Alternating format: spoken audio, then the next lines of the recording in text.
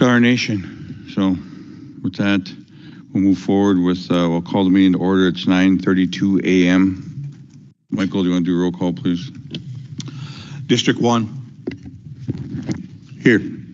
District 2. Here. District 3. Here. And I'm here, Chairman, Secretary Treasurer. We have a quorum, which next up is review and approve of the agenda.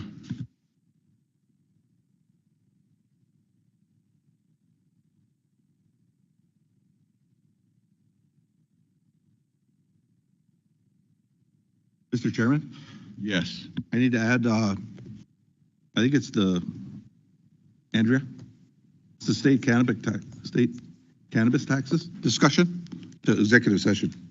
Thank you.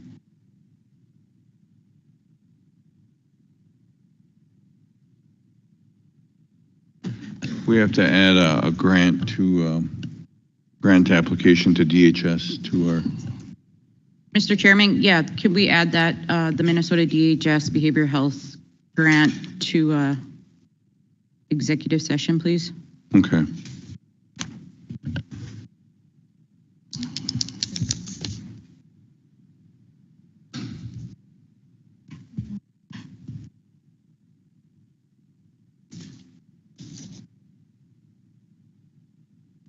Okay, ask for a motion to approve the agenda. Motion Motion by Mike LaRock with changes. with the changes, the additions. Second. Second by Eugene. All in favor? Aye. Motion carries. Thank you. Next up, we have a couple meeting minutes we have to review. RBC quarterly meeting minutes for April 25th, 2025. And also we have the RBC meeting minutes for June 27th of 2025.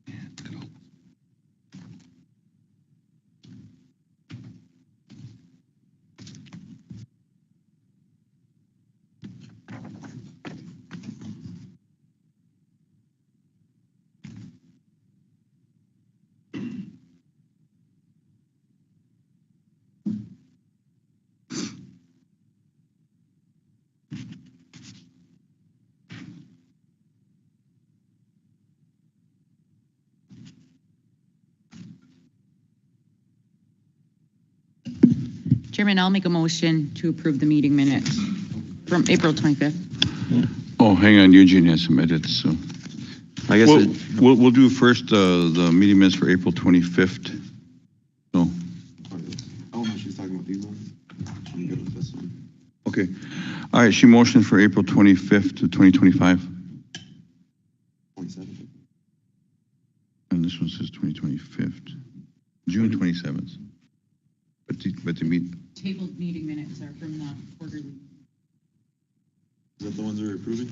Yeah, right here it is. Oh, okay. I just wanted to, I got a clarification on two, but they're, got the page numbers. I guess I just want to update on, it's on page 13, the last line item. It's real broad. I just want to get an update on that. And then page 14, under legal, I guess I just wanted to update on those ones, and that's it. But that was an executive, so I'd probably have to be an executive session then. On the 25th or? Yeah, this one, this big packet. Okay. 13 and what is the one meeting? Page 13, the last line item, and then page 14, under legal, everything under that one.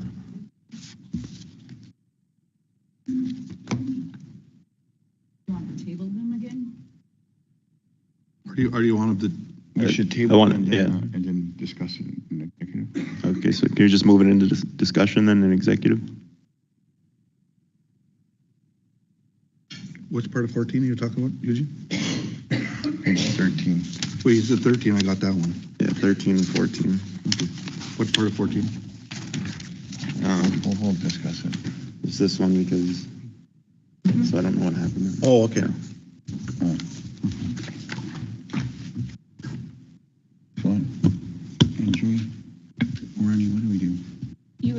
table them because you're not gonna.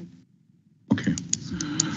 Okay, motion to table April. She's got to rescind her, Mr. Chair. Or it dies. Laura Lee, you're gonna rescind? Just let it die. Second. Okay. Is there a second? Motion dies, so we'll move on. There's motion to table the meeting minutes from April 25th, 2025. We have a second?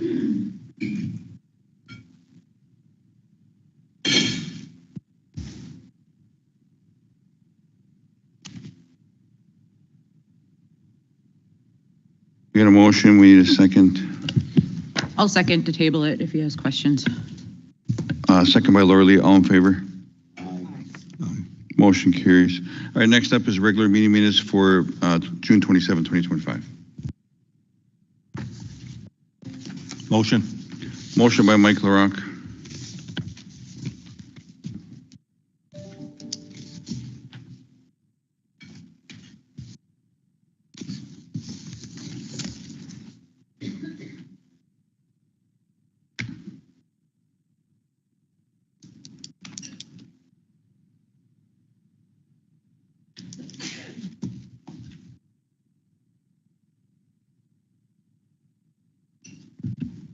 Second. Second by Henry, all in favor? Aye. Aye. Silent. Eugene's is silent, motion carries. Bequich. All right, next up, our reporting. The council reports. Chairman, you know, first of all, I want to say, bequich for everyone coming today. You know, I'm really glad to see our membership attending our meetings.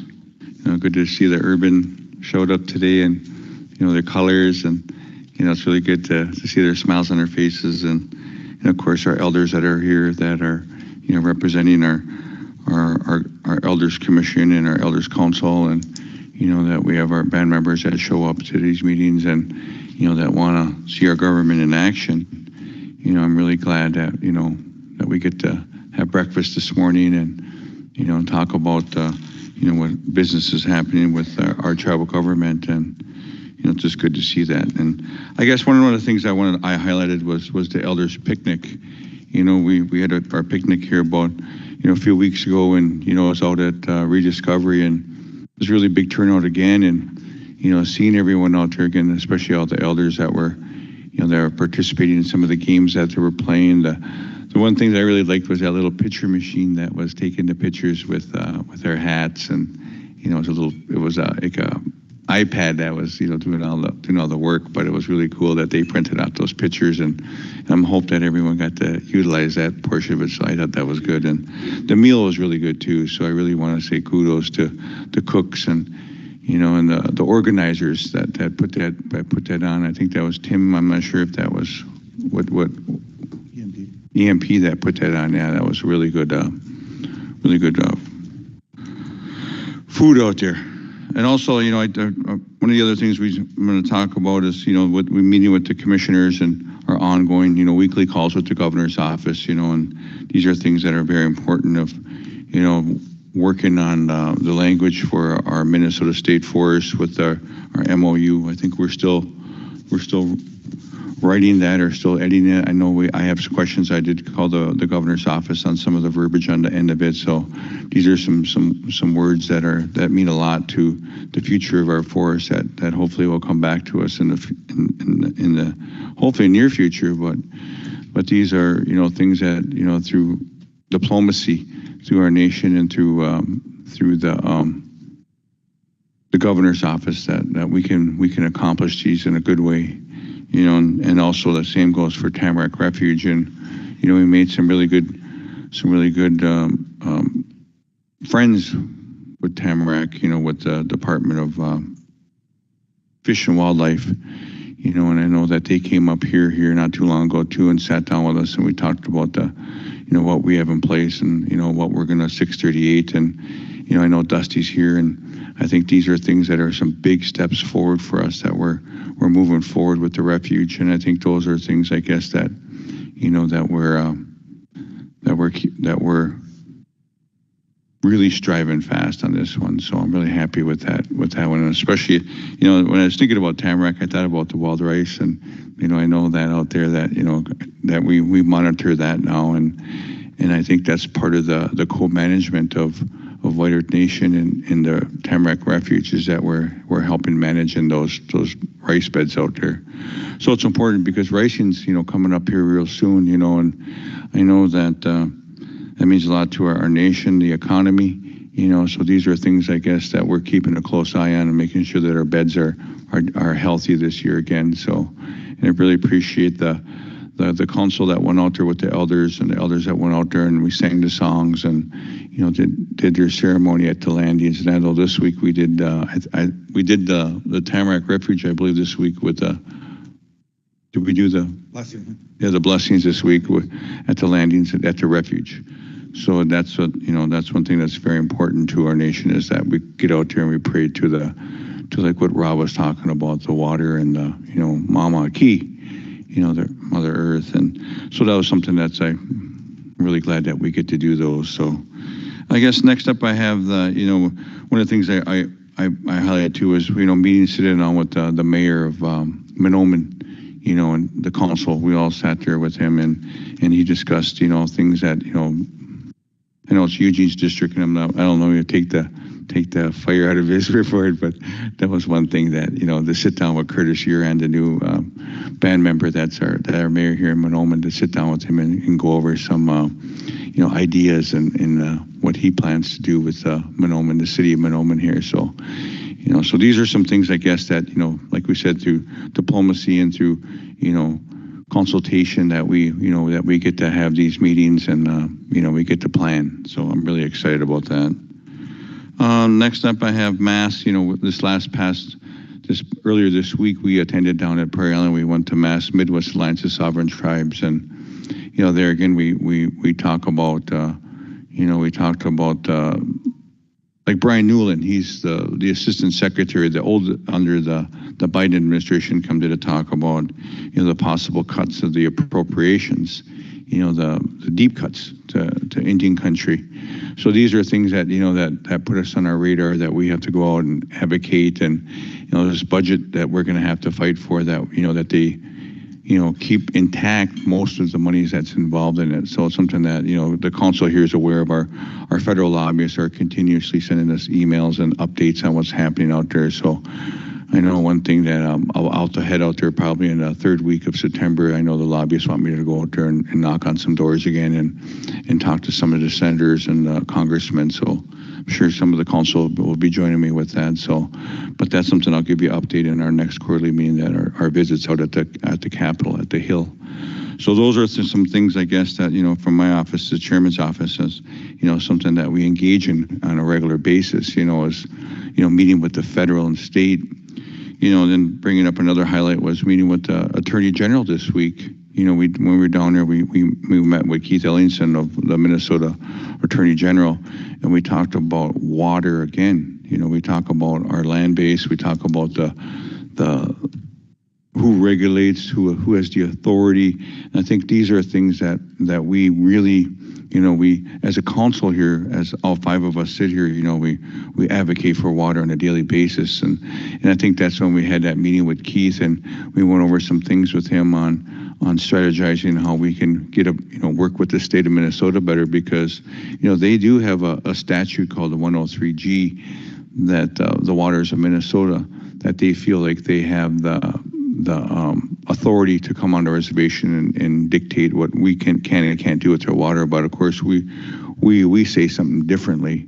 So, but these are the things, I guess, how diplomacy works, is that we sat down with Keith and talked about this, and it was really positive. I know I know Keith Ellingson has a water task force, and one of our band members sits on it from our DNR is Will Bement sits on that task force. So I think the next meeting that they have their task force, I think we're going to bring up some of the concerns that we have with, with what we're doing here in White Earth and protecting our water. So it's really positive, and I think those are some things that with our relationship with the governor's office and the commissioners, and of course the AG's office is very, very, very important to White Earth Nation, that we have that open door policy with them, that we can call them and ask them to consult with them, and if we have questions or concerns that they'll, we can have a meeting right away.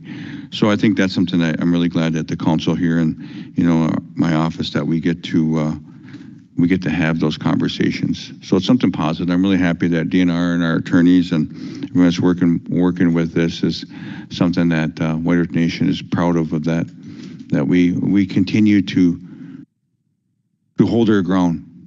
I think that's important, that we're not getting pushed around or told what we can and can't do. So I think it's something that I'm really proud of my council, and proud of our divisions and our directors. So I want to say miigwech, and I want to thank you for all of you guys for coming again. So I'll pass it over to Mike LaRock. Thank you. Miigwech. You.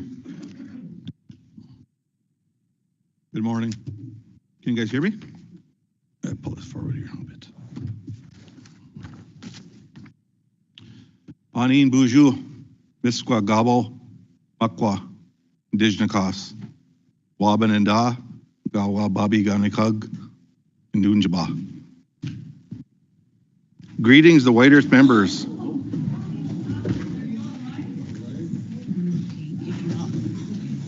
Yes.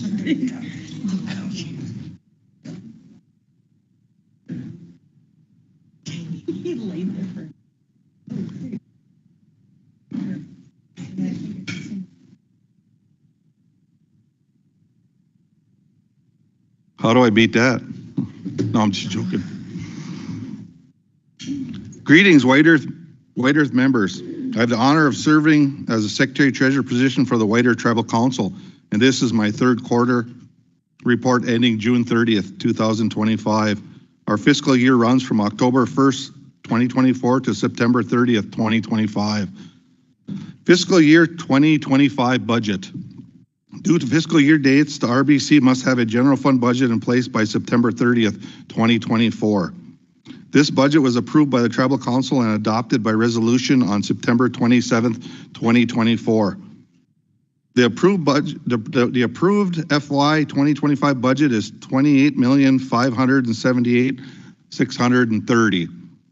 The budget approved accounts for revenues in the amount of the revenues in amount of $25,444,188, which consists of Minnesota tax revenue, Min state impact aid funding, casino distribution, and among other revenue sources. This expenditure is incurred for departments that operate as nonprofit for the benefit of the band membership. This includes education, public safety, general government, human services, public works, economic development, and cultures, among others. This allows for a budget deficit of $3,134,442, which will be funded by distributions from the Shooting Star Casino. This deficit includes all capital expenditures, or expenses, I would say. General fund. This quarter, FY25, budget for government activities ending June 30th, 2025 is $28.57 million with expenses of $17.5 million with a balance of $11 million. Total capital purchase in all funds. Land, $6.3 million. Building remodels, $2.2 million. Building construction, $2.4 million. Vehicles, $1.5 million. Other equipment, $1.1 million. Total purchases of $13.7 million. Okay, the gaming side. Consolidated revenue for Monoman, Bagley, and all other gaming revenues for the third fiscal quarter of FY 2025, ending June 30th, 2025, was $30.1 million. The consolidated expenses for the quarter were $25.6 million. Consolidated net income for the quarter was $4.5 million. Monoman is at $3.8 million and Bagley is at $703K. The budget throughout the third fiscal quarter was $89.8 million of revenue and $81.3 million in expenses for a budgeted net income of $8.5 million for the third quarter of FY25. Year-to-date revenue was $3.2 million higher than the budget, while expenses were $5.7 million lower than budget, resulting in a net income being $2.5 million higher than budget. The Bagley Casino for the third quarter ending June 30th, 2025, earned $3.3 million in revenue with expenditures of $2.3. Bagley has a net income of for the quarter of $703K. Shooting Star Casino cash on hand on June 30th, 2025 was $72.6 million. The cash on hand at the close of the fiscal year, September 30th, 2025 was $75.2 million. After Shooting Star capital improvement spending and distributions to the White Earth RBC, cash has increased by $2.6 million during the first half of the fiscal 2025. The unaudited preliminary numbers are subject to change as the numbers are finalized. Our ARPA, Local Assistance and Tribal Consistency Fund. This quarter, FY25, ARPA funds a cash balance of $5.7 million with $5.2 million in expenses, with revenues balancing of $11 million. Other grant funding, which would mean would be all of our grants and our divisions put in for grant funding. In this quarter, FY25, we recorded $72.5 million in other grant funding while recording $55.79 million in expenditure. The other grant fund consists of grants from federal, state, and local agencies. The funds are meant for a specific program, service, or activity and must be budgeted as such. Total cumulative grant revenues were $160.33 million. Behavioral health. In this quarter on FY25, we accounted for $29.16 million in revenue while recording $27.33 million in expenditure. The cash balance in behavioral health funds is $55.25 million. In addition, there's an investment fund of $15 million. If you notice, there last quarter and this quarter, there is a deficit, but basically what would you call it again, Lori? When we called it their revenue, not their revenue, their carryover takes care of it. I'm sorry, I just didn't get to it. Youth and elder funds. In this quarter, FY25, we have $384,726 in revenue while recording $82,055 in expenditure. This leaves us with a cash balance of $302,671. Now I'm going to go to my travel updates. I didn't travel very much this quarter. I attended the MCT TEC quarterly meeting at Boys Fort, Fortune Bay in May 2025. I also sit as the MCT president of the MCT, so of course we have to be there. Being a TEC member with the secretary, treasurers, and the chairman, and chairmans are all part of the TEC, and then the subcommittees also. So I also wanted to just briefly state that I traveled down to the urban office for their urban picnic, their community picnic, and that was pretty good. It was they had a good showing down there. They had good food. They had a lot of good people show up, and it was a beautiful day. They gave away a lot of good prizes. I enjoy going down there for that. So just like I enjoy going down to their powwow. They had their powwow this year too, right after the either before or after the Mother's Day powwow we have up here. So those are just some of the travels. And also some local meetings that I attend just every month, and they're kind of repetitive meetings. So I attend a monthly Gaming Commission meeting, monthly Council of Elders meeting when I can make it, monthly White Earth Enterprises board meetings, monthly Wabagon-Meshkiki board meetings. We attend every Thursday, the Min Governor's update meetings every Thursday of the month. It's actually every Thursday of the week, I think it is, so I'll have to correct that. I attended a monthly consultation meeting with Min commissioners per state law. Let me back up. I attended a monthly consultation meeting with Min commissioners per state law 1065. Attending meetings with Mahnomen County commissioners, also attending a meeting with the city of Mahnomen, intro with new mayor Curtis Uran, one of our tribal members.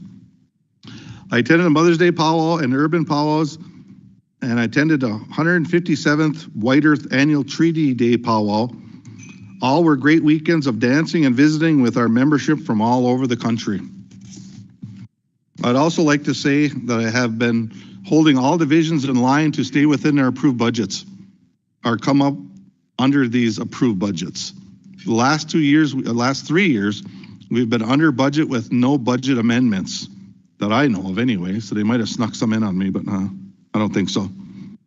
In closing, I want to thank the membership of the White Earth Nation for giving me this opportunity to serve as Secretary Treasurer for this great nation. I look forward to moving forward with great progress and optimism and hope we can work together for a brighter future. Miigwech, Mike LaRock. Mr. Secretary, is that COVID money pretty much gone and Yes. used now? Yes, it is. I think, Tracy, when did it expire? Yes.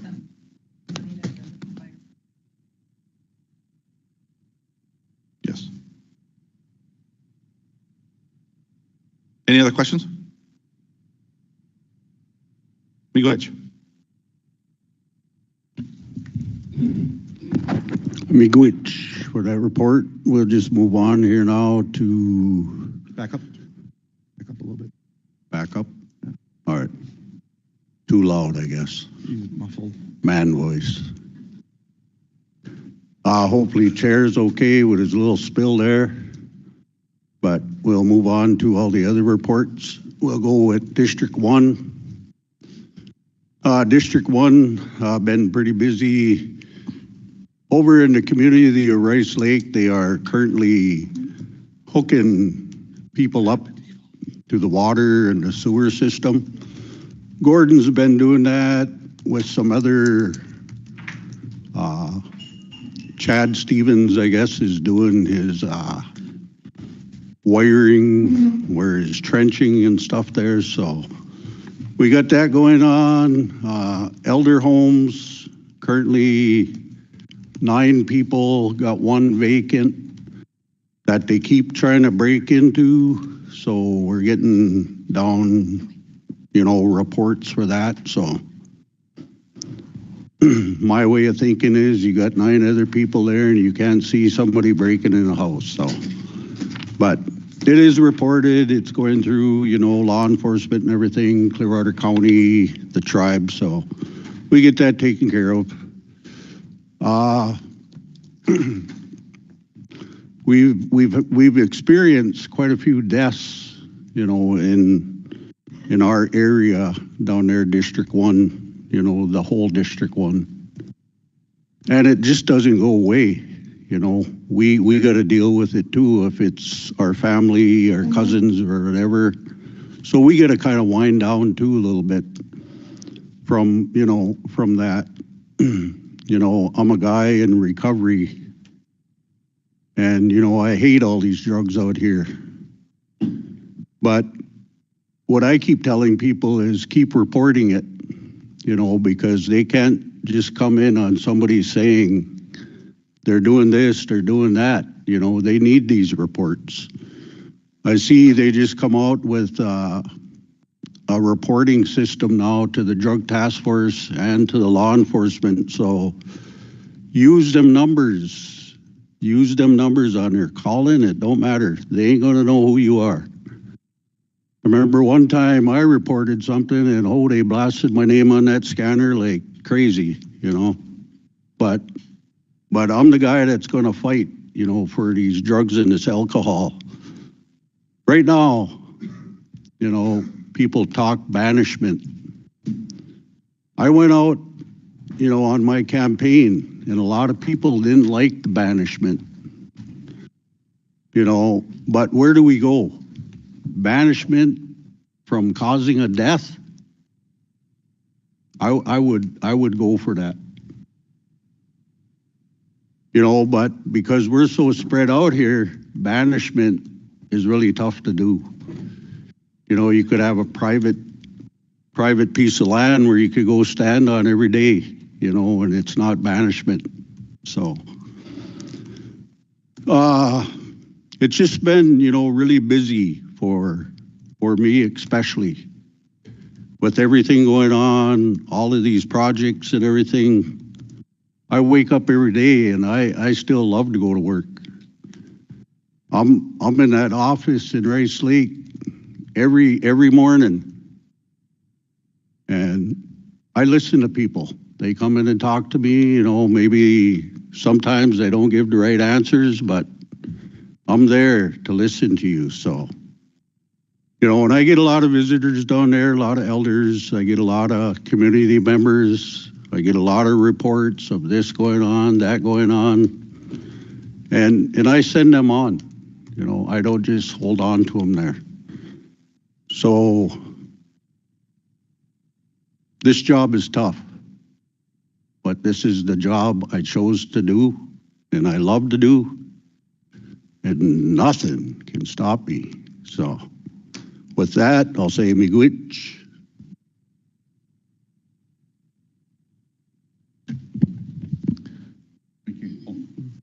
Miigwech, Henry. Eugene. Bonjour, Anishinaabe, Ogamagijik, Benes, Indigenous Kazwa, Bjeishi, and the Dangawa, Babiganikak, and Dunjaba.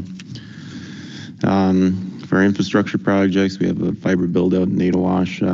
Got road projects going on throughout the district.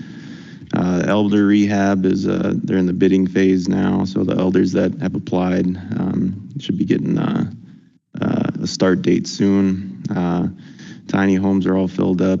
Tribal college expansion is going well. I think there was something in the fiber build out where we had to pause for a bit, but we're dealing with that. We attended MAST. There was a discussion on online betting. I guess there's a lot of folks using like federal loopholes to get away from any regulatory bodies when it comes to like online betting. And that includes like sports betting and stuff.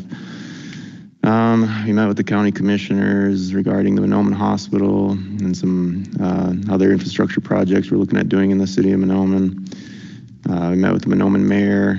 We met with the attorney general, and then we opened, Wabiguan Moorhead July 2nd, or May. I think it was like late May we opened that one, and then July 2nd we opened up the St. Cloud dispensary.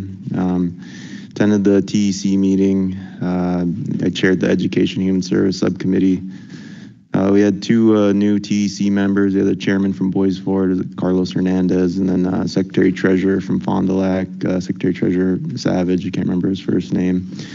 The TEC, one of the big things that happened at the TEC meeting was that the TEC accepted Leech Lake's enrollments, which included individuals that had red lake blood.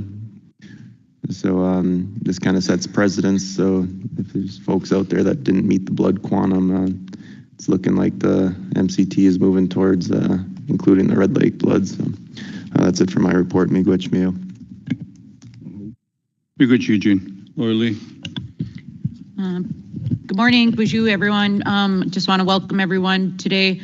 So I just want to give a couple of the updates in May. I traveled to TEC meetings at the Fortune Bay Casino.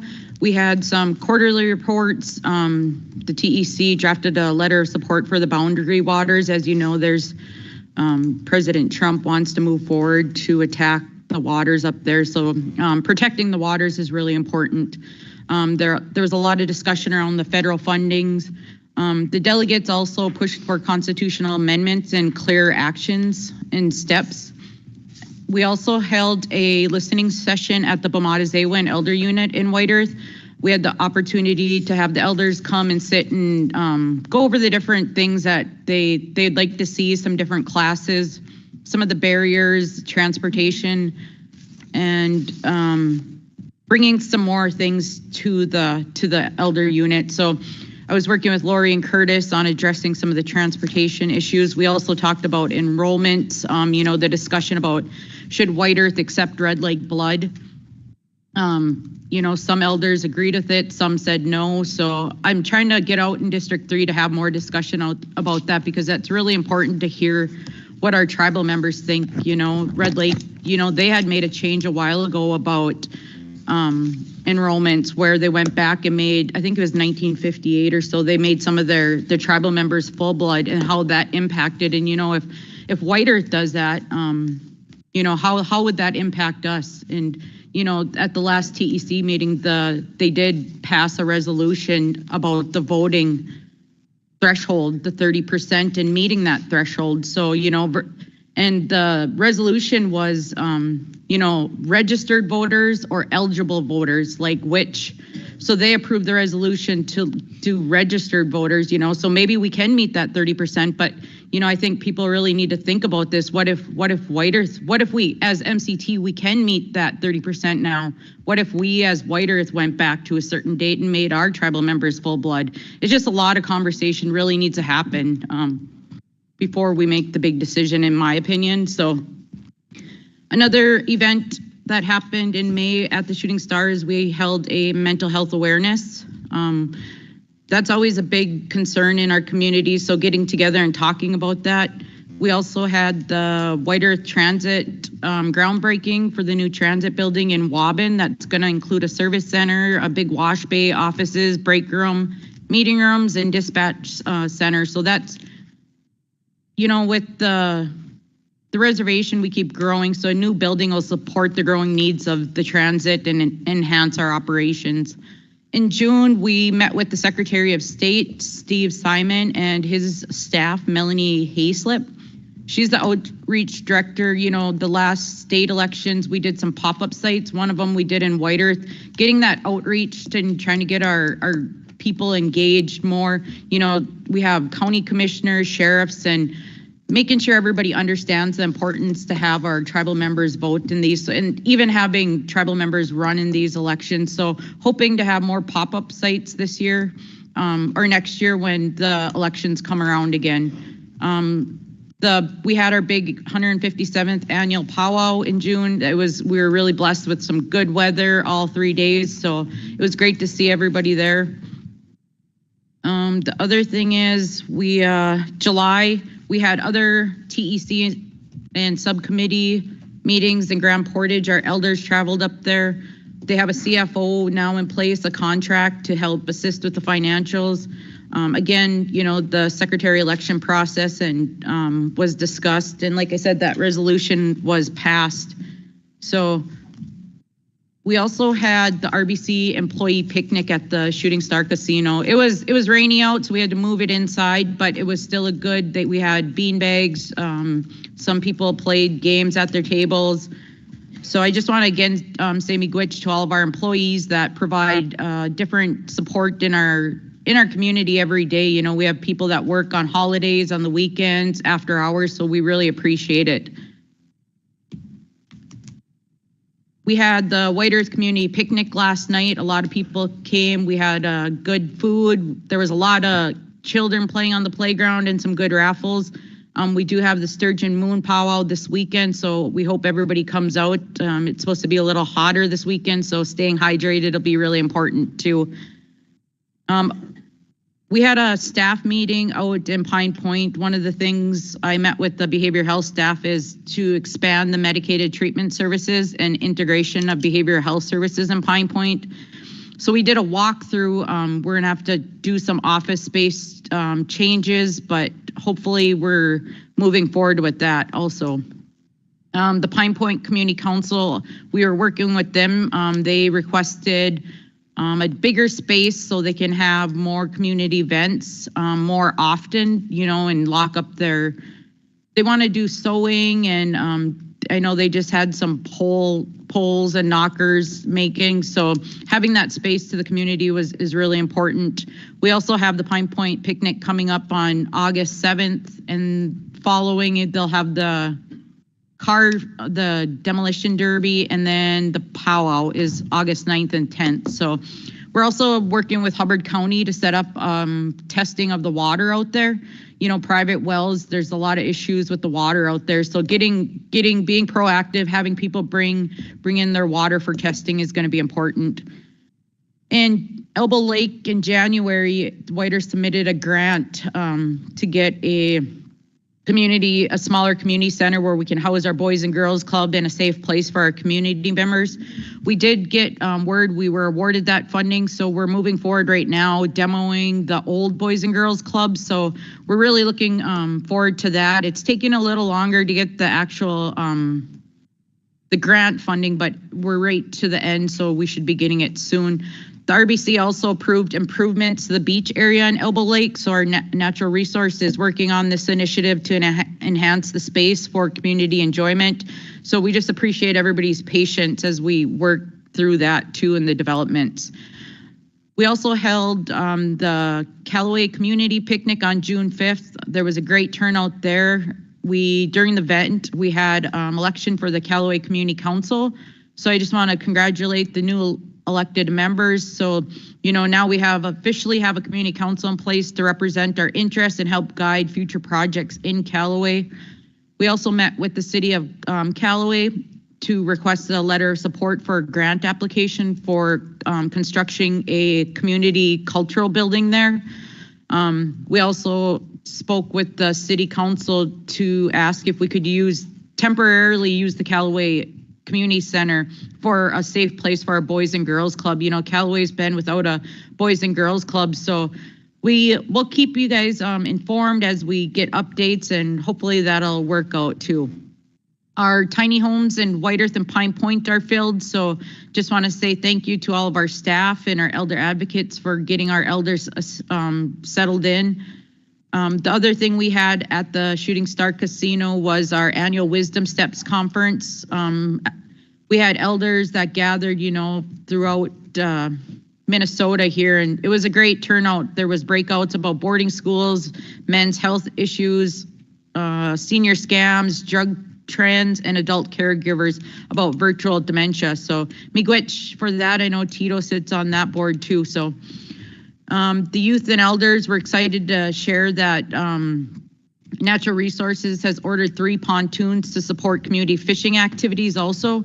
So that'll help get our elders and our youth out more on the water and connect with the nature.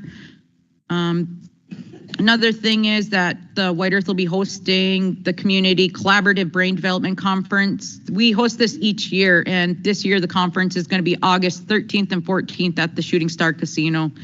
And then one other thing I just want to mention to the District 3 constituents is that, you know, we have shows here at the Shooting Star Casino, and each council member gets some tickets. So if any District 3 constituents are interested in a show, make sure just to reach out to me so I can put you on the list. I want to make sure everybody has that experience to attend them. So that's all the updates I have. Miigwech. Miigwech, Laura Lee, thank you. Next up on the agenda, we have the White Earth Council of Elders. Any questions? Oh.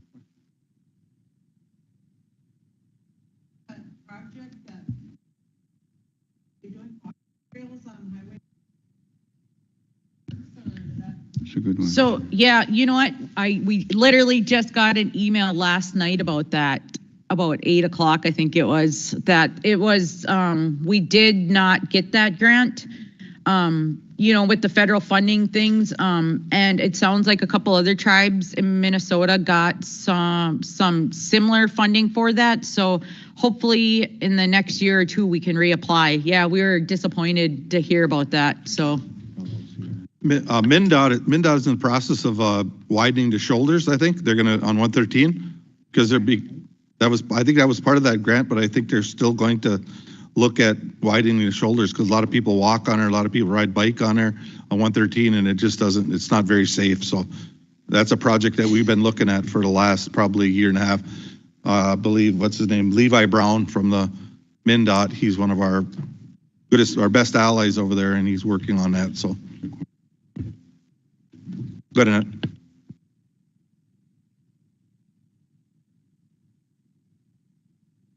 The gentleman right back there, he's the one in charge of the Justin Keys, or not? So we Come on, did, Justin. yeah, we ordered them, but I don't think we received them yet. And it's gonna be for the programs to do community events to take our elders and youth out. Yes. And they host events, yeah. Yep. It's Yeah. my turn to call Justin out instead of.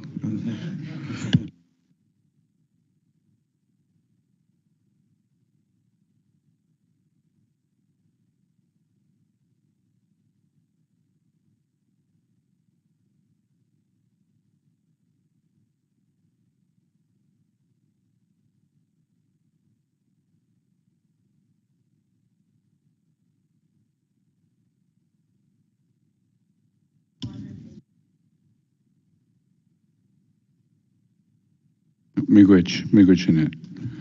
Okay, next up, we have any more questions? Tim should come up and do the Elders Council. Morning. Good, now we know where to get some pontoons to go take our elders out. Actually, that was on one of our lists, pontoon rides in Tasca. I don't know if that's an option. If we could we land a pontoon in Tasca? So, yeah. Oh, okay. Great, because we planned on, that's one of the things we wanted to do is we were reaching out to Tasca for the last couple of years to get that boat, paddle boat, but their contract with they're still fighting over that contract for that, so the paddle boat wasn't available again this year. And that would have been nice because it would have been a tour ride with the whole thing on how Tasca Park out there. But at our April meeting, we had a defibrillator and EpiPen training with the Native Wash ambulance staff and home health to show us how to use both those defibrillators and AccuPens for our trips that we go on and stuff like that. So that was kind of nice. And also, too, we had home health came in and showed us with these massage rollers how to get rid of tension and loosen up and be able to relax and stuff with some meditation and stuff. So that was kind of nice. And in May, we attended the Mother's Day powwow, which we had a booth. The Elders Commission and Elders Council had a booth there with plenty of information on stuff that both communities are doing. And let's see, the Rice Lake powwow, we did put our booth up there.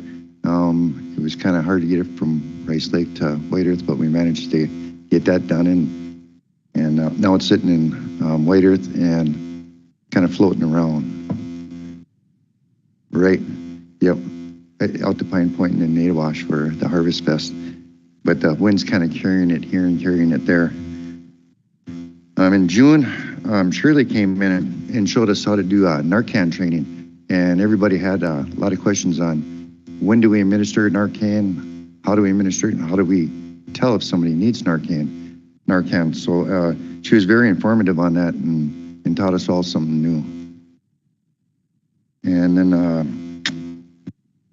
we noticed that while we were having our meeting in Elbow Lake, some of the council was there, and we noticed that we started getting a little bit of complaints after the meeting about the Elbow Lake Center having 1/3 of the center being filled with chairs, casino chairs, and Toys for Tots from 2 years ago. So there's no place to play, to put puzzles together. There's no place to really do nothing in there due to all that, those chairs and Toys for Tots. And so we were wondering if there was some way that we could get that problem taken care of, and then to relocate our exercise machines that we had out there for, there was an exercise bike and stuff like that. All that stuff disappeared during the pandemic and then got filled up with stuff that just started accumulating and it started growing and stuff like that. So we're getting kind of squished out.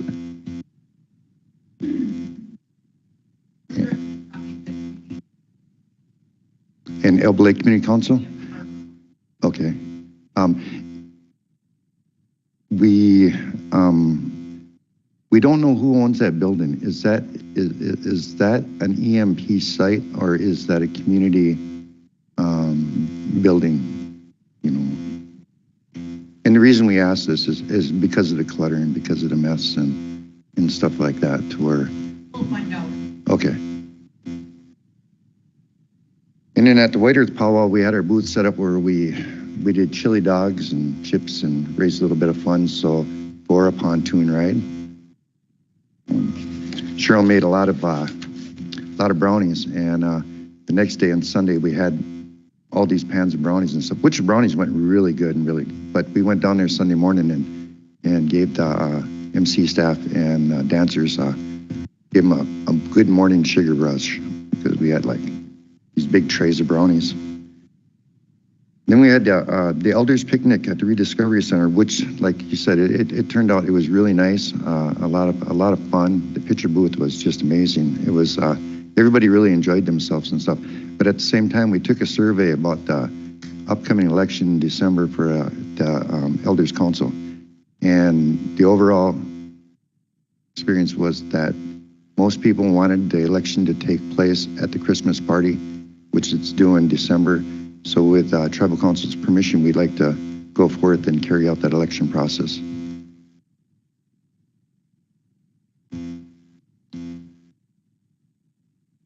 Tim, that would be something to do with your bylaws. I think that would be something that your current council has the authority to change that in your bylaws, as long as you have that recorded in your meeting minutes.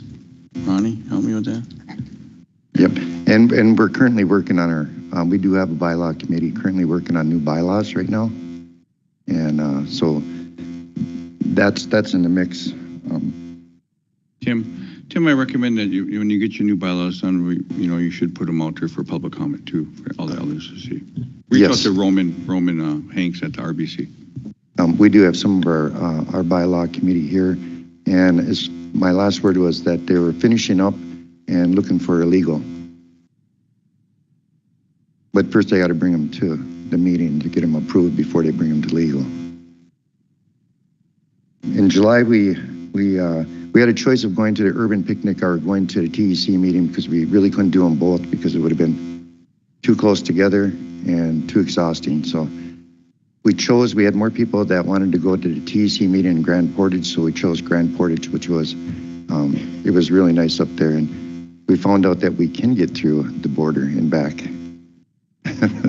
But we weren't going to take the chance while we were up there. So, but we did go up and see the falls. We took a bus. We went up and seen the falls and everything else. So that was really beautiful. We also had the water balancing this month, both on the north side and on the south side of the lakes. And what was really interesting about the Tamarack Refuge, listening to you guys talk about it too, is that the staff did come with us on the water blessings, and one of the members there from Tamarack was in a ribbon dress and went through all the blessings with us and stuff like that. So that was really nice. And I guess that's really all I got to report. Our next meeting's in Pine Point on August 5th.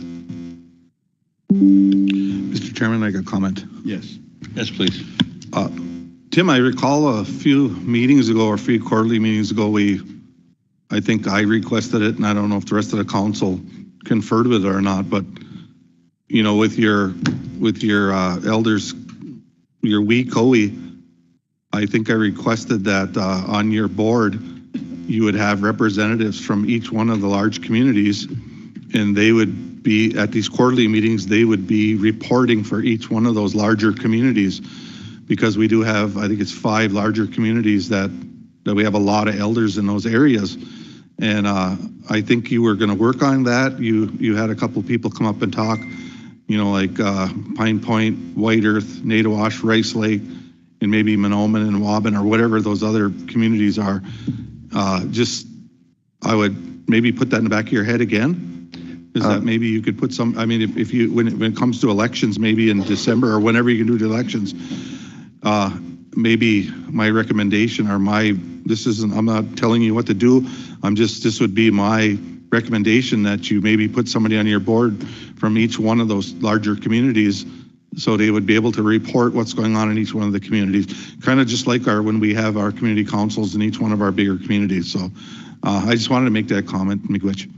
Yes, easier said than done, Mr. Secretary.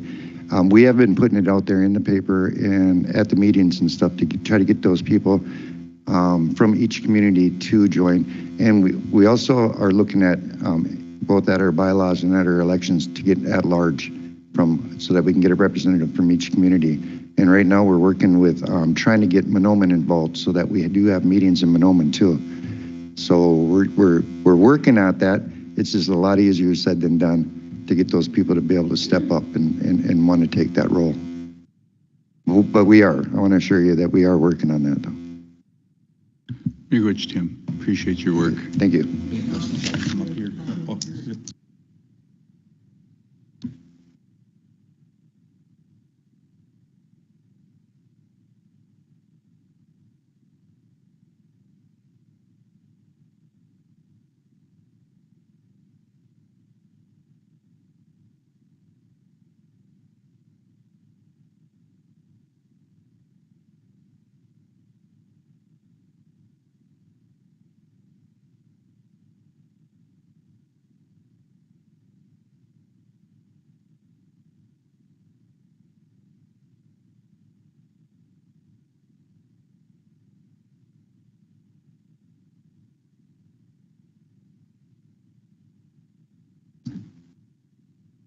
Okay, next up is the Elders Commission.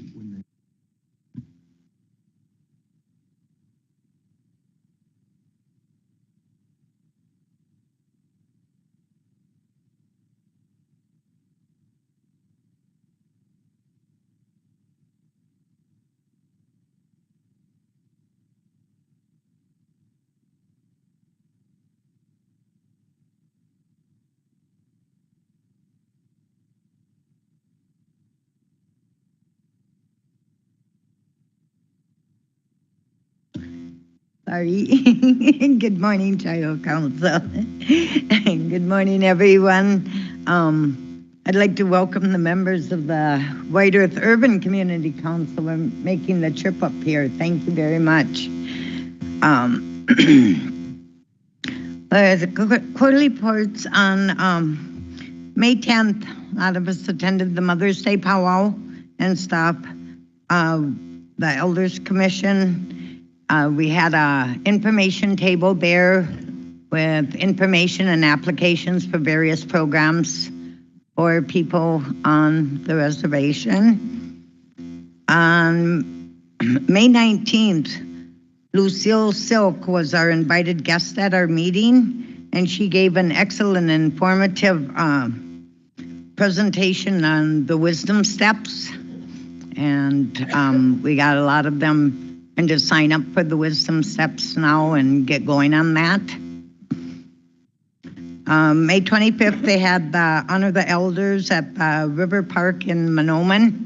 I believe a couple of us attended that one. We also had a few attend the White Earth Powwow in June, and the council and the commission, we had the elders booth up and we had prize drawings and different things for sale and just information there for elders that came up to the powwow.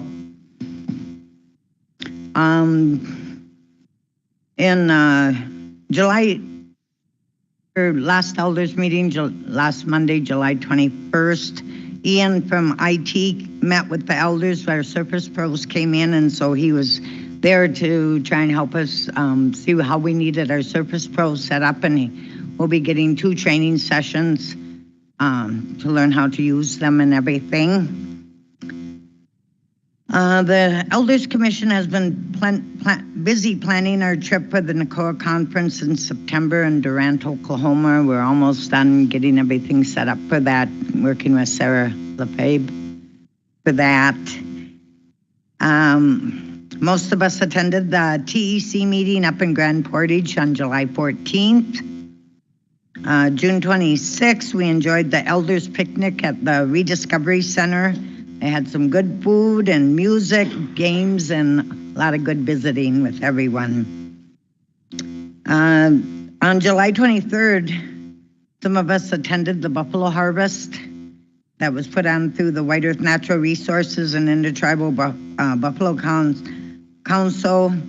Arlo and Lisa Ironcloud from Porcupine, South Dakota were there and taught us how to build just a buffalo. I thought this was totally awesome and stuff. I was right in there.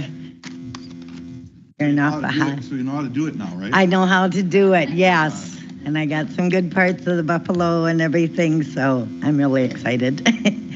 Some of us attended the water blessings, the various water blessings that we have had.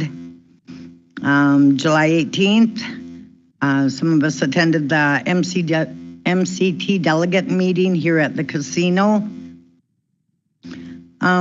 Individually during our meetings and stuff, we have each representative report.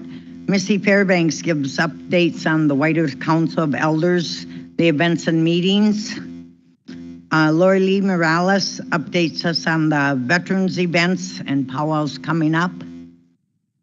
Emily Annette gives us information on MCT and Constitution delegation.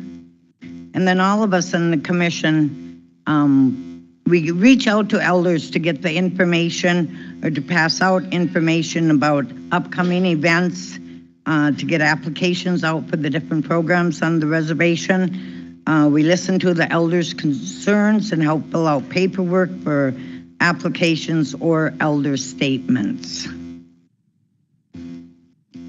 Any questions?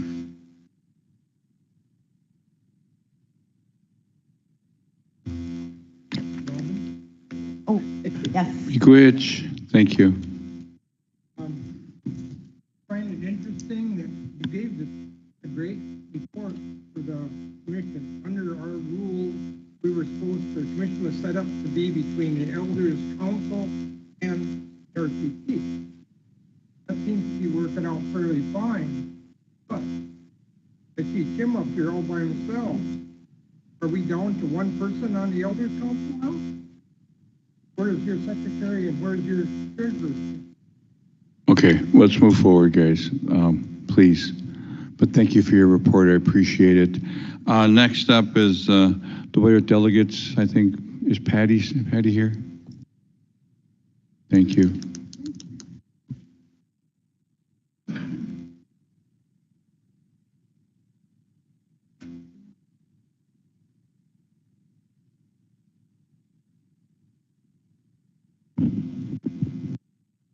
Morning, everybody. I'm Patty Straub, and I'm a part of the White Earth Delegate Group, representing White Earth.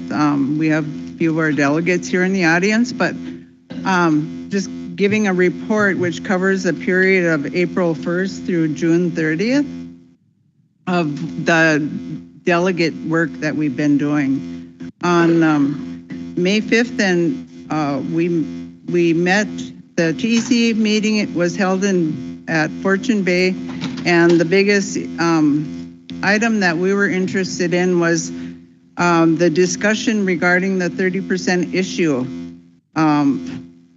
How do we meet that, and so on and so forth. So consequently, on July 14th, the TEC did pass a resolution stating that they would revert back to the original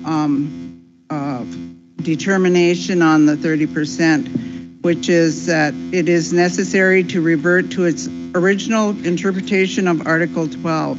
So the way it stands right now, and I guess I don't really know where we're at in that process, but that was passed by the TEC. So that's something that we're going to have to probably be mindful of, keep our addresses updated, and so on and so forth. So that means that we will have to register to vote in that secretarial election to remove the secretarial election from the Constitution, which in turn may be that the members will have a more of a voice in how we pass things here and stuff. We will not need the approval of the Secretary of Interior in that process going forward if we are to pass that. So during this period, the Minnesota Constitution Reform delegates have been working on an alliance document and constitution models.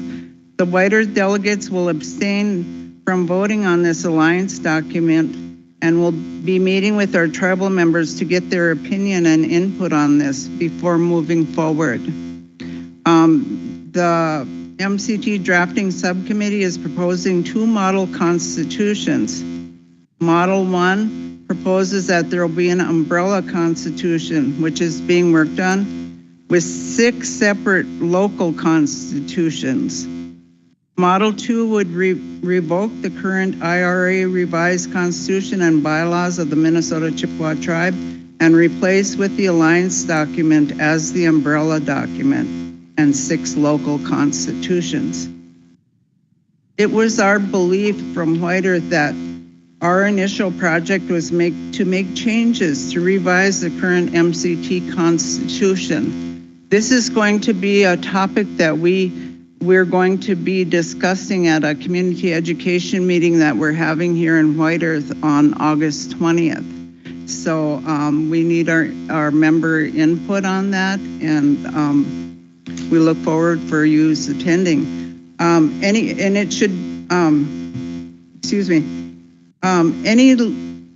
local constitutions or separation from the Minnesota Chippewa tribe must go through the secretarial election process.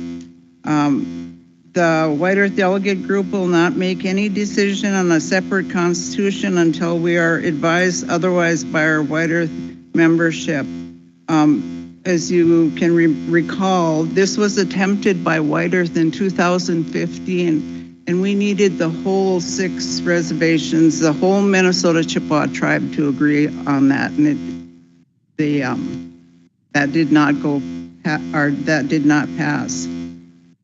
As stated to the Minnesota Constitution Reform Delegate Group, the bigger group, and the TEC, White Earth Delegate Group does not support the 2022 2-question referendum vote, which does not meet the voting threshold and was classified as non-binding.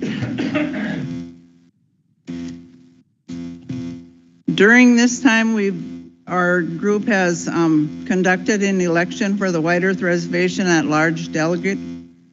Runoff election was held during the White Earth powwow. White Earth tribal enrollment staff attended and educated us on the enrollments, White Earth enrollments or MCT enrollments at our in-person meeting in Pine Point. We do conduct monthly in-person meetings. And on July 18th, we hosted the MCT Constitution Reform Convention here at the Shooting Star.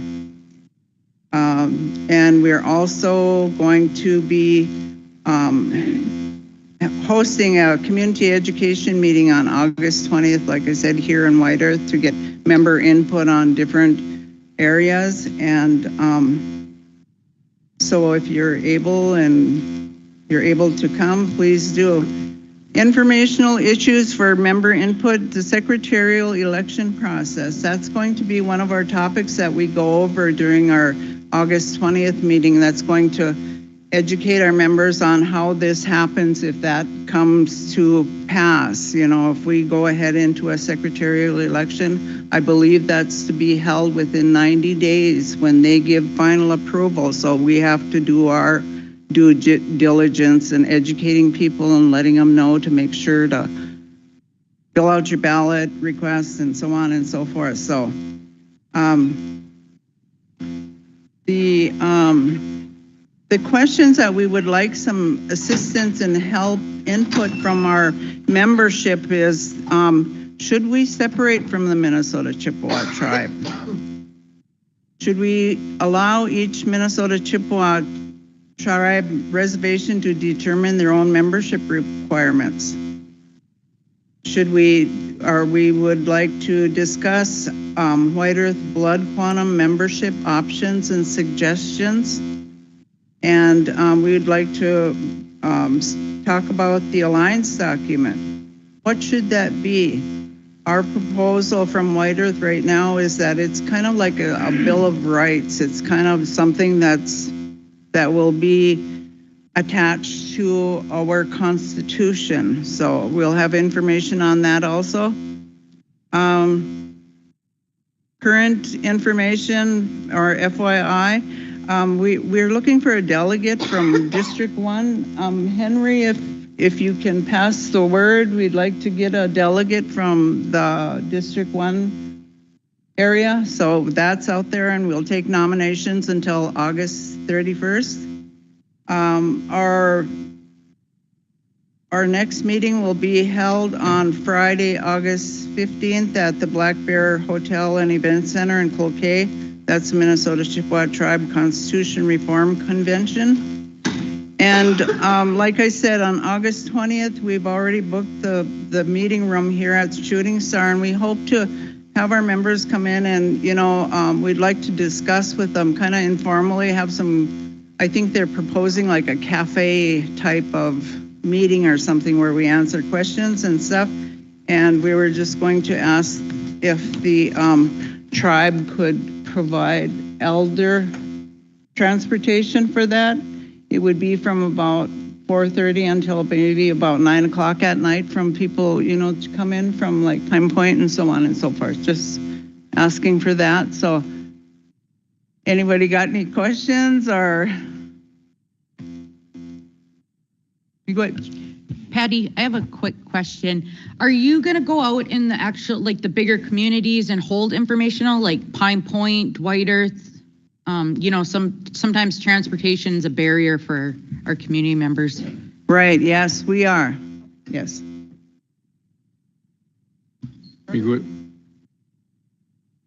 We do have an urban delegate, which is Sybil Gunn.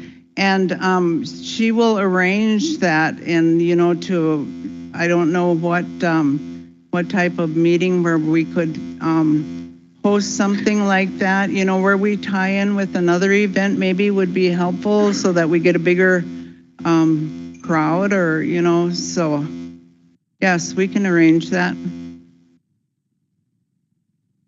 Miigwech, Patty, for that report. Thank you. Next up, guys, we're going to take a little 10-minute break, so stretch out. Miigwech.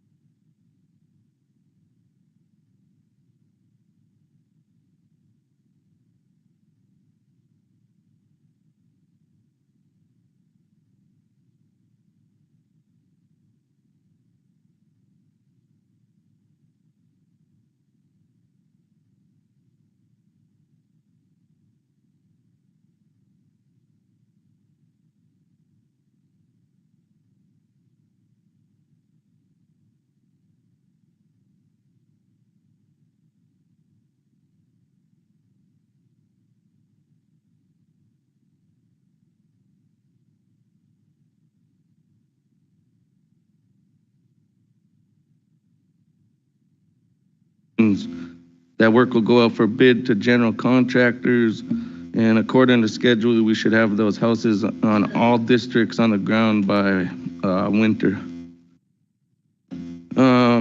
We had auditors on site a couple of weeks ago. They were there and everything seemed to go well as far as I'm concerned.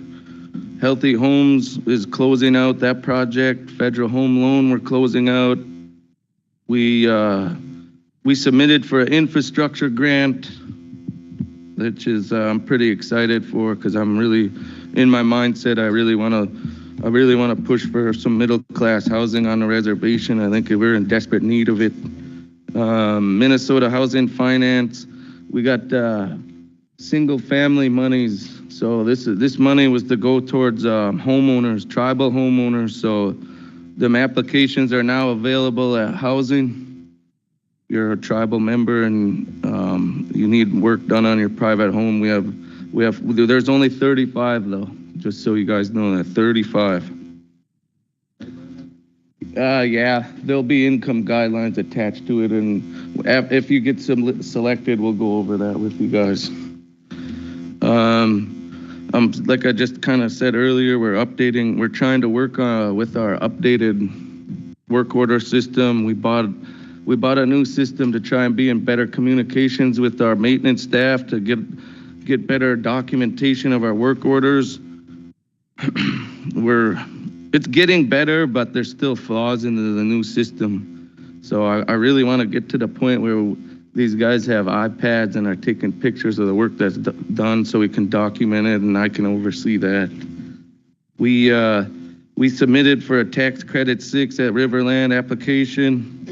I'm still working tightly with a technical assistant provider to work towards my dream, which I really truly want to have a HUD-VASH village planned in White Earth here. That's kind of one of my big goals, is I really want to see our tribal veterans be housed and have nice housing. Community cleanup was a success.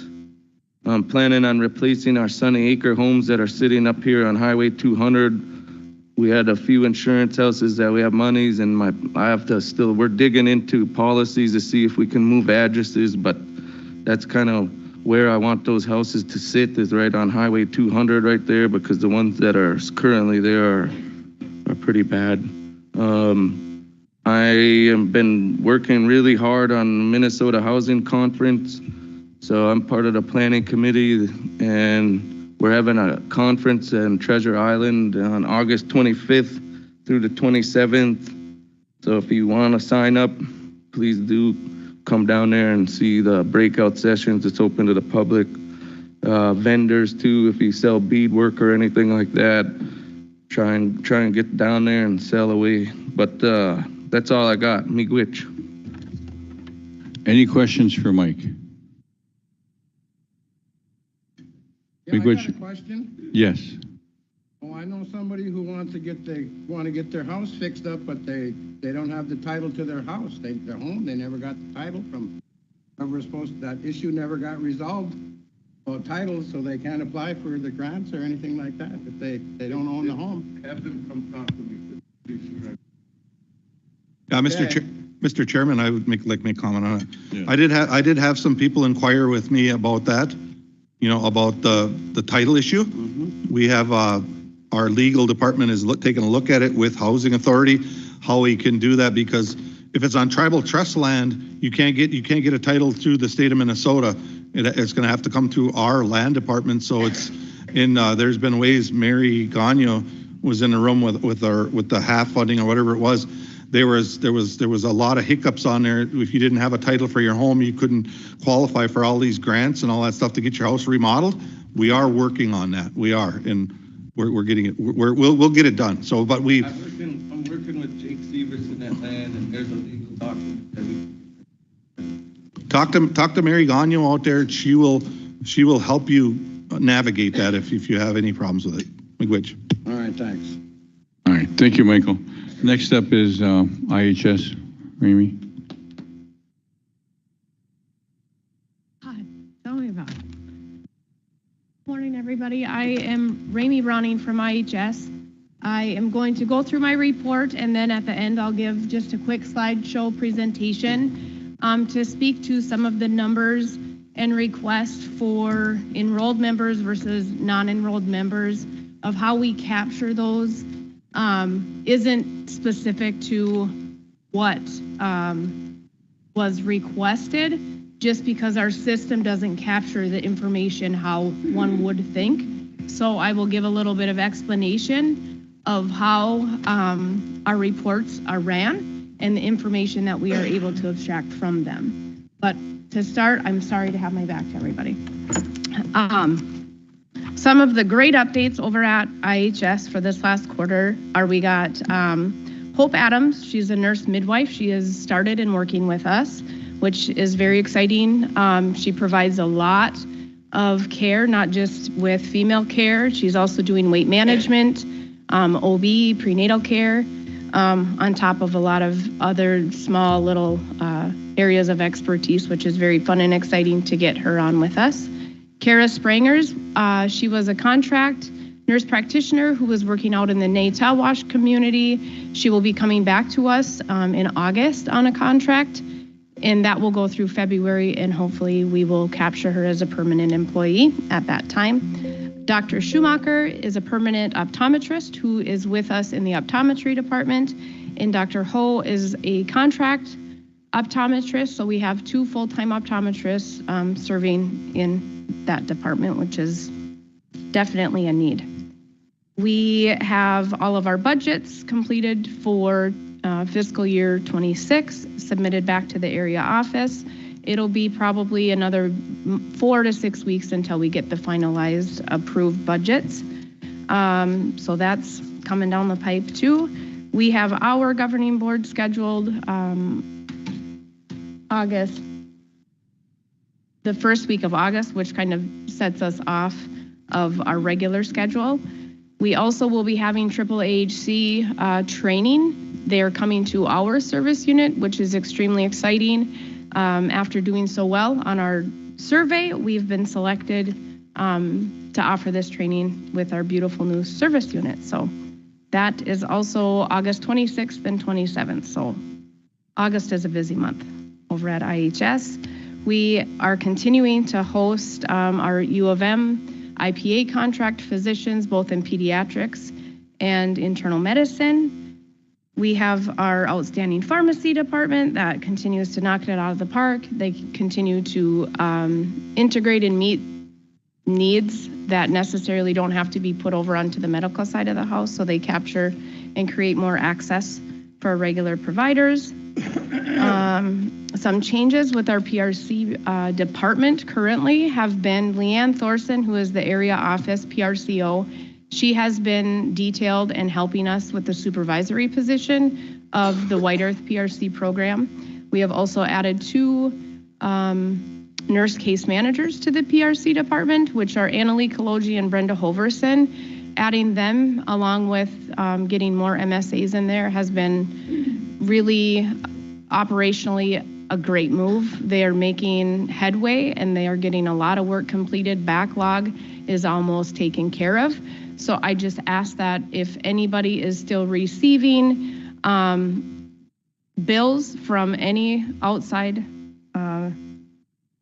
entity, please bring them in. If there's any collections still outstanding, please bring them in. The difference is if things have gone into collections and or you are being billed by the outside entity, we are not receiving those invoices. So without knowing when the service date was and things, it would be difficult for us to even be aware that there's an outstanding bill. So I just encourage you all to bring them in. We have a window in White Earth and also out in Naytawash. You can drop them off at the front desk.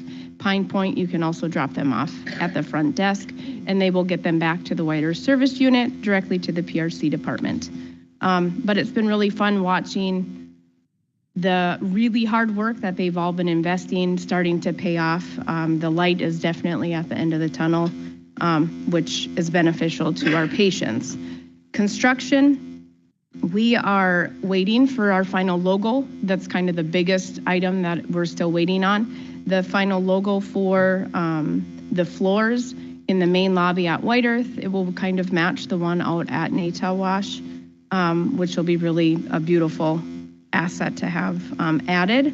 Just small punch list items for final completion. Some of those with schools and construction in all of the schools, they're taking priority over us who will be there. So, but they're very minute and we're just about to the finish line, which will also be extremely wonderful to be done. It's a long time overdue, to say the least. We have our community and wellness garden, our facilities gentlemen added a pergola down there, so we have a beautiful shaded area. It was the best, like 2 weeks ago, one of our staff, we went down to check out the garden as we do every couple of days. And there was one of our staff with earbuds in, doing meditation under the pergola. It's like, this is the pure intent for patients, community members, all of the things. Anybody is welcome to utilize that space. We, I guess, really, that's about all the updates I have for the clinic.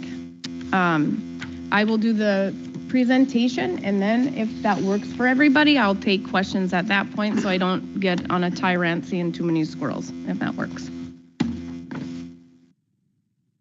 5 minutes. So, next slide. Who has the? You? Okay. For reimbursement methodology, Congress approves the IHS funding on an annual basis. Currently, we are funded at 18% of our total budget. Third-party insurance makes up the large percentage of the funding needed for IHS. Our fiscal year runs from October to September. IHS is unique because our patients can access healthcare services from any available IHS provider. Service boundaries do not exist. IHS can serve all 574 recognized tribes across the United States. Next slide. So this is just some numbers to help with the visualization for some. And this is just from fiscal years. So for comparison, I go quickly up to currently. So there in 2023, fiscal year 2023, there were 24,581 registered living patients for the White Earth Reservation. The user population of that was 8,062. 1,917 patients were enrolled in Medicare Part A. 1,294 patients were enrolled in Medicare Part B. 764 patients enrolled in Medicare Part D. 6,467 patients were enrolled in Medicaid, 5,852 with active private insurance. Total CHS expenditures, obligations, adjustments for this period were $4,761,976.09. So the contract health, that is what was paid for by contract health for the numbers. So in 2024, fiscal year 2024, it was 24,881 registered living patients. User population was 7,840. 1,950 patients were enrolled in Medicare Part A. 1,266 patients enrolled in Medicare Part B. 809 patients enrolled in Medicare Part D, 6,546 patients enrolled in Medicaid, 6,076 were active private insurance, and for this time frame, the expenditures of our contract health services were $6,128,895.71. As you see, the majority of each year listed, the non-hospital services, so outside specialty clinical services, is where the majority of the funds have been spent. For fiscal year 2025, 25,701 registered living patients. The user population is not available to date, but it's right around the same as it was last year, a little lower. 1,222 patients enrolled in Medicare Part A, 1,266 patients enrolled in Medicare Part B, 792 patients enrolled in Medicare Part D, 6,206 patients enrolled in Medicaid, 6,919 with active private insurance, 770 patients with tribal insurance, in which IHS does not bill. So the total of contract health expenditures was $5,331,793.89. So hospitalizations, dental, and again, non-hospital services have the highest rate of what has been paid on. On to the next slide is the purchase referred care. So this has been a topic of discussion of more along the lines of what is the program, how does the program operate, and how do you meet criteria to be covered by PRC CHS as a member or a descendant. So off to the left, it has the statement, medical dental care provided at an Indian health service, IHS, or tribal healthcare facility is called direct care, directly happening within our walls. The Purchase Referred Care PRC program at IHS is for medical dental care provided away from IHS or tribal health care facilities, meaning we can't offer the service, we need to provide that service to you. It is paid for through PRC funds. PRC is not an entitlement program and is an IHS medical referral does not imply the care will be paid. If IHS is requested to pay, then a patient must meet the American Indian Alaska Native tribal affiliation, residency requirements, notification requirements, medical priority, and use of alternate resource, including IHS facilities. So it just kind of maps out. I think everybody got this with their attachments as well.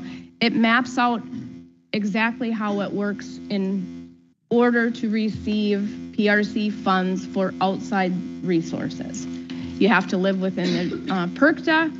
You have to have applied for alternate resources. If you don't have third-party resources, you have to prove your address, so that goes hand in hand along with the PERCTA, and you have to prove enrollment and or descendancy from one of the 574 recognized tribes.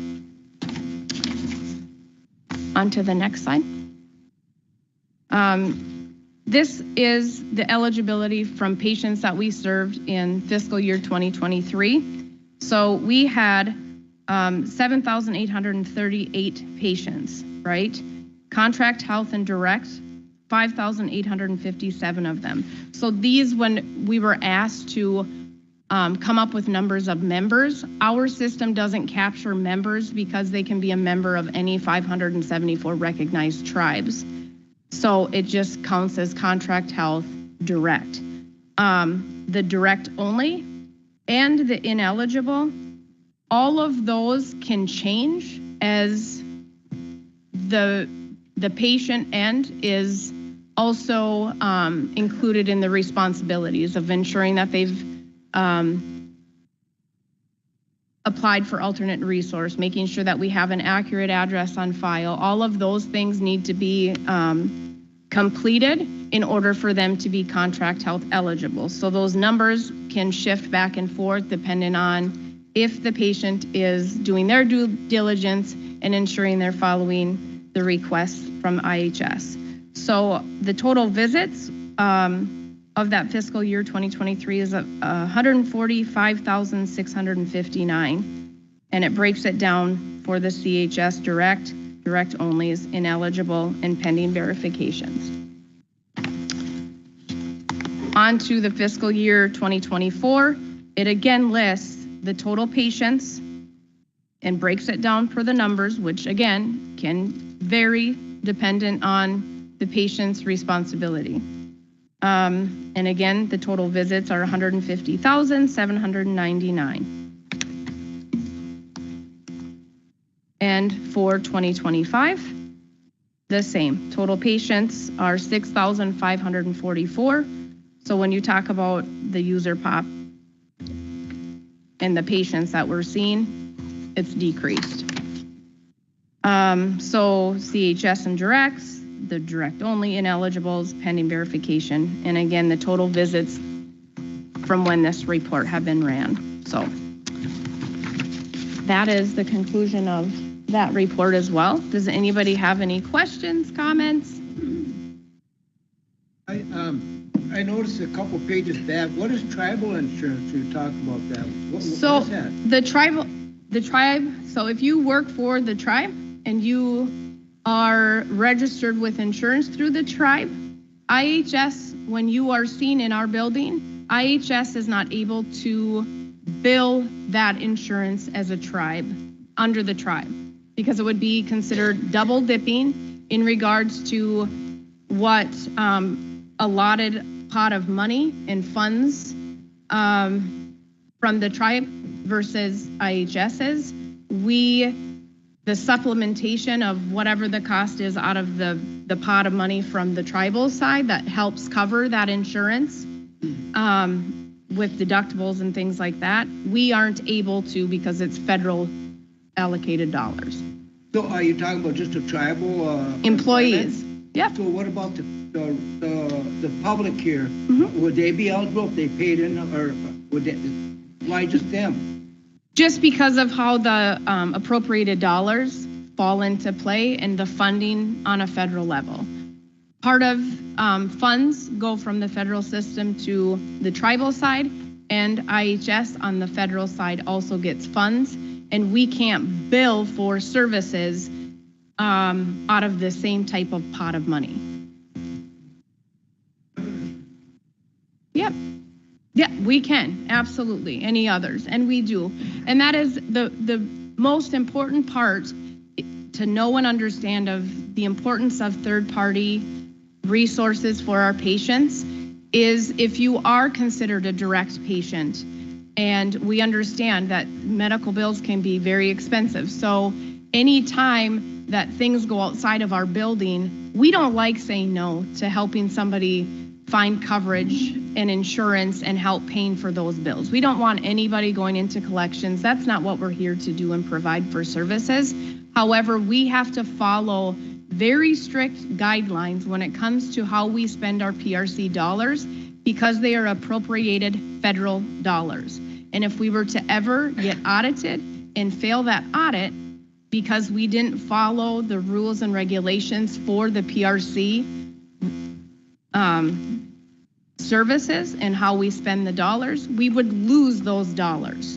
And then we would really, it would cost our patients a lot of expertise services that we don't provide within our walls.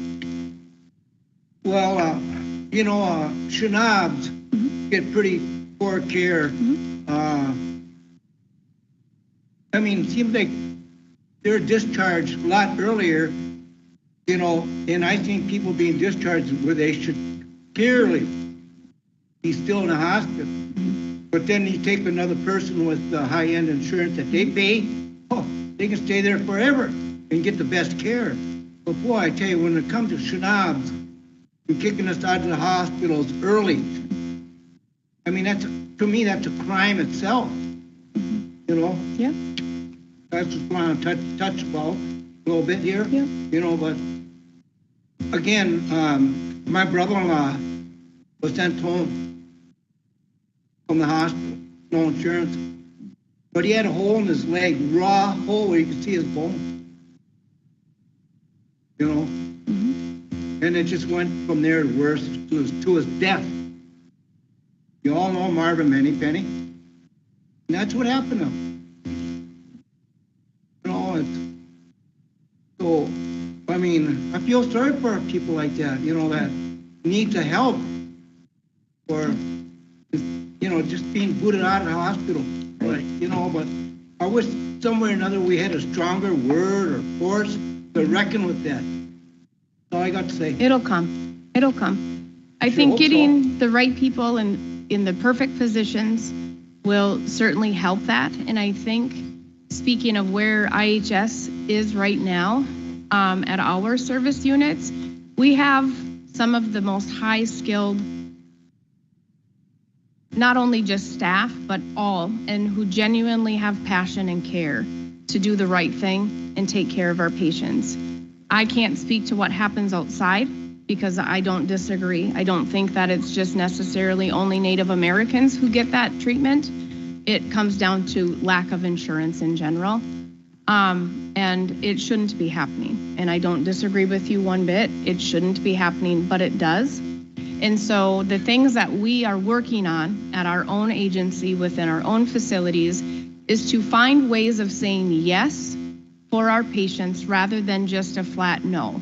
We may not be able to knock it out of the park 100% of what is being requested, but somewhere we can meet in the middle and find a way to say yes to take care of our patients, because I truly do feel we take better care of our people than anybody else. It's not just Native. Most of the insurance companies don't want to pay. A lot of times they cut you throw them in the face and feed or put in the hospital here for after surgery medicine. Now it's cut you. My son had a gallbladder. They're like, nope, we just want to make it. And no major surgery. And they don't keep you. I know. Yep, I don't disagree. I think in general medicine is feeling the crunch, especially after COVID. There's a lot of things that have gone awry, and hopefully at some point in the near future we get back on track, because there's a lot of work to be done in healthcare across the nation, without a doubt. Anybody else? Oh, for refills or in general? Well, we're working through. This was the first week of it for the refills, and yes, I have gotten some feedback where it isn't working the greatest. However, bear with us a little bit longer as we work through those kinks. You do your best to be proactive and think of every situation, but when it's a electronic system, you're at the mercy trying to wait until things actually happen, and then we learn from them. So we do have several of the issues that have already been brought to our attention by many, already to the organization that we work with and are contracted with to fix some of them so that it works better for our people. It's hard to argue with that. Yeah, right? Yep. But if you do call and talk to somebody in the pharmacy, I know that our pharmacy is just phenomenal in the way that they work, especially if you're an elder. They have other programs set up so that if you struggle with trying to do things electronically, you can make a set appointment with a pharmacist who will call you and do a refill with them manually on the phone. So you're talking to a human, you're talking to a person, you can ask them questions, and they will put those refills in for you. Do we want to do that on everybody? No, but those who need it, we do have systems in place that won't stop. Yes, sir. Very good. That done.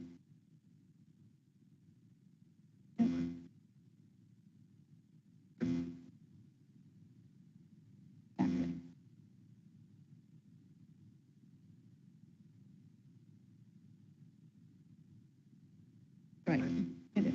Once it all gets working, same with the appointment reminder, they're sending texts now and phone calls as well. And eventually, with the pharmacy part, it'll remind you that you have refills and that you need to update them. So we're getting in with the times, which is unheard of for IHS, but we're getting there, slowly but surely. And again, it really comes down to the amazing teammates that we have. We have a really good group and crew.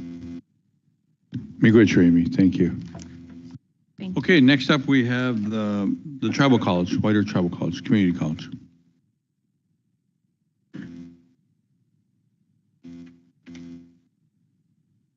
Good morning, soon to be good afternoon here. I'm Anna Shepard, president here at the college.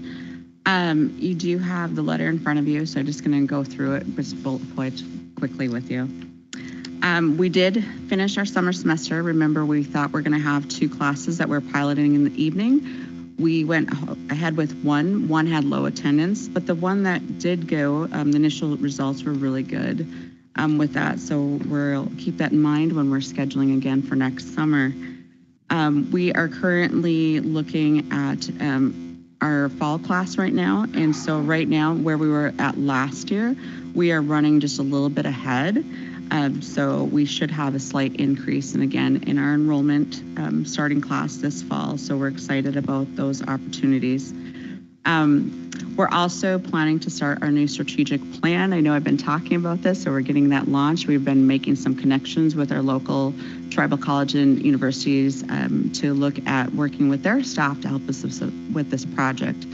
It's going to be lengthy, and so and a lot of us are wearing many hats at the college, so we just can't afford to do this also. So we're going to work with them. Some of our construction projects, if you drive by the colleges, you can see a lot of changes happening right now. The first one, is that addition, and so we are slated to be completed by December of 2026, but actually that's going to occur probably this fall with that one, so they're moving along very nicely. If you look at the chemistry lab, we have done our first punch list, and so we're excited about that one. We have another class that's just dedicated to our science wing down there, so we'll have 2 of them. They both will have hoods in them, so we'll be able to offer some programming that we haven't been able to do, such as chemistry. So with this new addition design, we are going to be looking at an AS science degree. And then for the trades building, we continue to just look at different funding revenue sources. So one of the things that we've come down to is, we probably have to break this up into different modules, different building plans, to seek it forward, because it keeps growing. The initial ask when we came forward, I think it was just under 7, but because of all the changes, it's now up to close to 18. And so those numbers just keep rising and going up. So we're going to have to put those in different modules there. We are continuing to still work with Fresh Energies. We had hoped to get it launched this last Minnesota legislative session to fund that one, but a lot of the bills got stuck in the revisor's office. So we are ready to go for this upcoming piece. And so we do have our chief authors identified both on the Senate and the House side. So we're excited about that one. And then just so you guys are aware, and I know you guys are also watching the political climate with all the funding, what's being presented out there. So we are also monitoring all of that. So right now, what we're seeing is we're probably going to get a lot of the flat funding. There's still some things up in the air that will impact the college. Right now, the House is looking at the 26 appropriations, especially with our BIE funding right now. So we have a lot of people out there, talking on behalf of TCUs. I also went to the BIE tribal consultation and presented. So I appreciated the 4 of us presidents from TCUs who presented. We did have 2 board members there, one being Billy Annette and Dana Goodwin. I'd hoped that they would have spoke, but they did not, which is fine. We still had our representation. And out of the 4 presidents who spoke from all TCUs across the nation, I do want to note 2 are from Minnesota. So Minnesota definitely had a strong showing up, which was a huge impact with that one. But one of the things that we're nervous with, our flat funding and, even with some of the proposals at the 26, potentially may see a little bit of deduction. And then considering last year too, we had a 50% reduction in, the allocation from the tribe. We're just wondering if that could be something that we could look at, renegotiate, and have conversations again. And that's pretty much it. We continue to be there at the college, and we're moving forward. I encourage all of you, if you haven't stopped by, stop by. I would definitely love to show you some of the new additions that we have going. Right now, it's in the process being built. We have a deep winter greenhouse, so we're going to be able to extend our growing season in just a lot of different pieces. And just a reminder, we are grant funded, so most of these projects are through a grant. We're roughly around 95%, and so we only have a small general fund allocation. So, Miigwech, any questions? Thank you, Anna. Any questions for Anna in the college? No, that is not. So it'll be right behind our extension building. It's being built right now.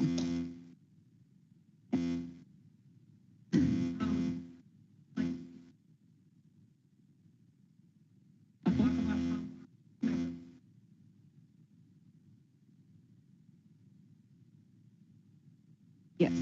Nope, I talked about that at the last one. So one of the big things is we had to pass our 10-year reaffirmation. And so that's with our accreditation body. And so that just happened in October of 2024. And that's the first time in our college history that we ever passed not having a probationary status or focus visit. So by not having those ones, we are able to apply for AA online. So that is in the process.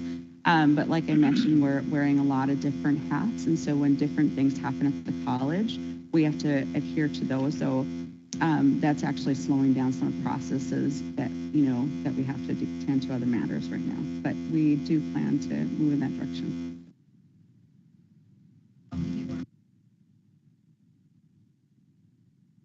Oh, trust me, everyone will know when it's ready.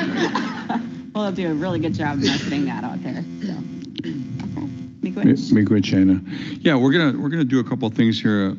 We're gonna move up the urban. Before we get into community council updates, we're gonna jump up to urban, and then also Robin, I think from Rice Lake wanted to talk too, but I don't see her. But urban can go first. Then we'll go break for lunch. Okay, guys. We just want to get a couple of these reports done. So we appreciate that. Saves us $900 in renting the bus by getting out of here on time. But I want to start out with saying thank you for approving our funding for the powwow. It was held May 17th and it went well. Excuse me. I'm sorry. Just 1 second. So just, what's that? Yep. Sorry, just pause 1 second, please. okay, we have to have a motion to suspend the rules of the agenda. Need a motion by Mike LaRock. Just to have him move around.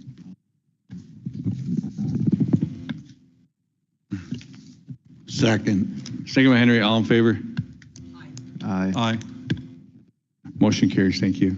Sorry, I jumped the gun. We're in a hurry. Trying to save some money. So at our powwow, we hired many shields as security, and that worked really well. So we could focus on running the powwow. We had about 450 attendees. We had about 15 elders a session, 21 to 25 adults, 37 to 40 youth, and 16 to 19 tiny tots per session. And we had 6 drum groups. Lucas Hisgen was our area director, and he filled in for our spiritual advisor. He did a great job along with our co-MCs, Brandon Bowstring and Wesley Jourdain. The 3 of them worked really well together, and we had a smooth powwow. And this year they actually gave out all of our spot dances. Last year it didn't happen. So, but it went really well. We participated in the ice cream social at the MCT building in May. That's put on by the organizations that rent the building. June was busy with the elders bus trip up here for the picnic.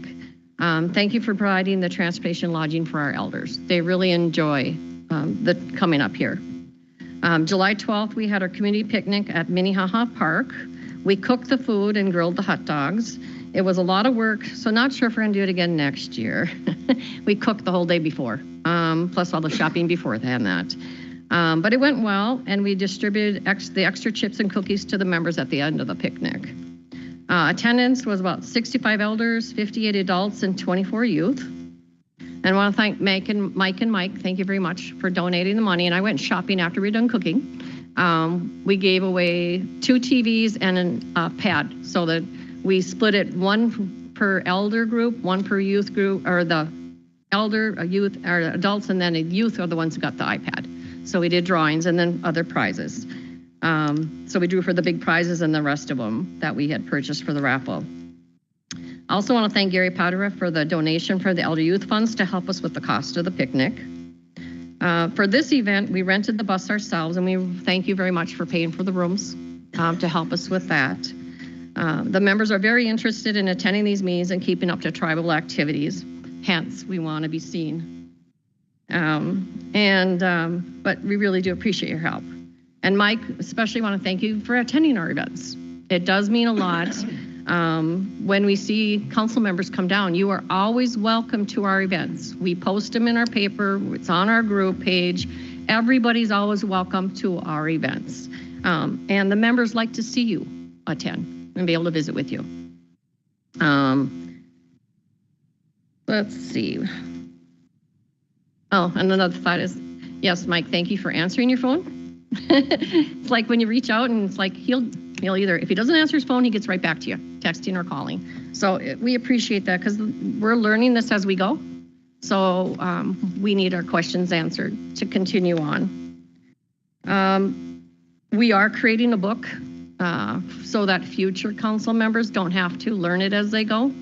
I'm done next June. Sherry's in for 2 more years after that, but we want to make it so that what we've built and can continue to keep going. But we do want to know a couple things like when we go to the picnics and things up here, we see all the booths around, like all the programs. They're there to let all the people know what's available.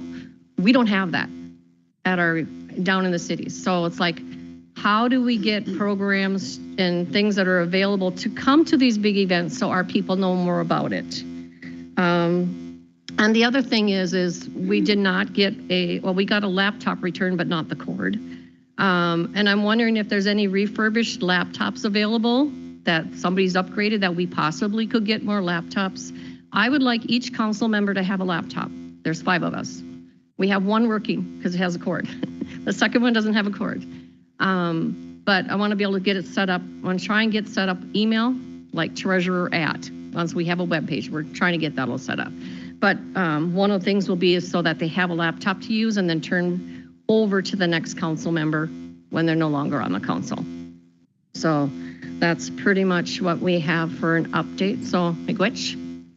I just have one comment. She thinks she's leaving in June. You don't know how time consuming this is, and I have a husband who's not happy with me when I'm not home to do what I need to do. So, but I would entertain if they'd pay me to do their accounting. So I don't have to be at all the planning and all the shopping and all the other stuff. But if they could pay me to do the accounting in their $9.90, I would help with that. But it's not really help, it's be paid. So. Yeah, so, there's funding for that, actually. My ears perked up today listening to your report, Mike. There's a lot of money up there. And we could use it. I'm listening to those profits that are sitting there, and having to beg for money is not fun. I don't like that. I'd rather just get the money and account for it, so. Anything that we can get to help us, we have lots of ideas, but got to have money in order to make it happen. So, Miigwech. Thank you. Next, I'll ask Robin to come up for Rice Lake.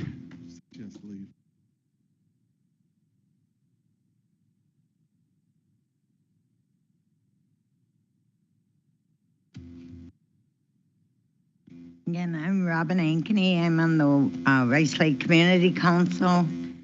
Our quarterly report is in May 22nd. We had a CSO Community Council picnic. The CSOs brought and cooked the meal.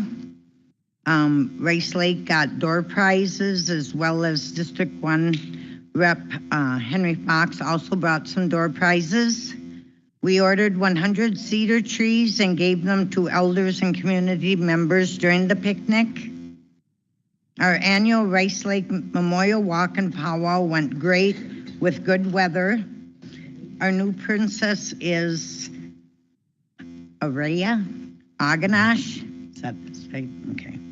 And our new brave is Charles Chucky Aganash. Autumn Aganash made...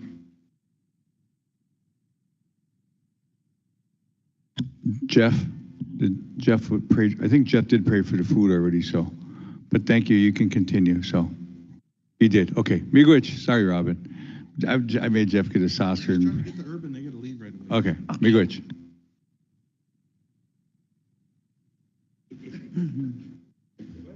Okay, I forgot where I was. Autumn Aganash made some ribbon skirts and ribbon shirts to hand out to young tribal members and stuff so they can start dancing and representing their community. In June, we didn't have any events planned, but the community center was open on June 22nd for a cooling shelter during the heat wave. In July, we had our annual fireworks show on July 3rd. We served barbecue sandwiches, chips, lemonade, and water, along with popcorn and slushies. All the kids received an LED glow sticks. We're now planning our yearly demolition derby battle in the bog coming up in September. And also we're planning to get wristbands for District 1 kids, and we are changing the age limit on that to more of the younger kids instead of the teenagers. I think Representative Fox is gonna match us on the wristbands, so. Clearwater County Fair. Starts Wednesday, 30th. Yeah, next week.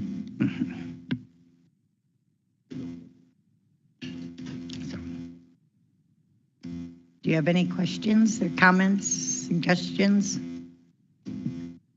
Miigwech, Robin, I appreciate it. Thank you. With that, guys, we'll go on lunch break. We'll continue with committee reports after lunch, so please, listen in. Miigwech.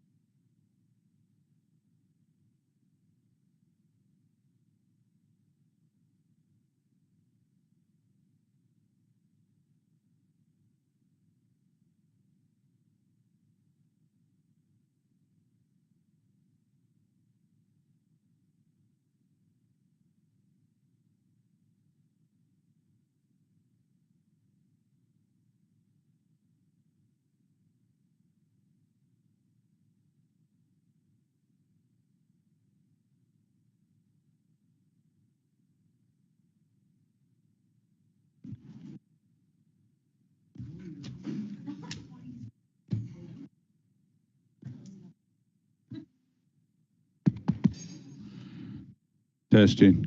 Okay, we'll go back into session. It is 12:48 p.m. Next up, we have the Community Council updates. Is Callaway here? Emily?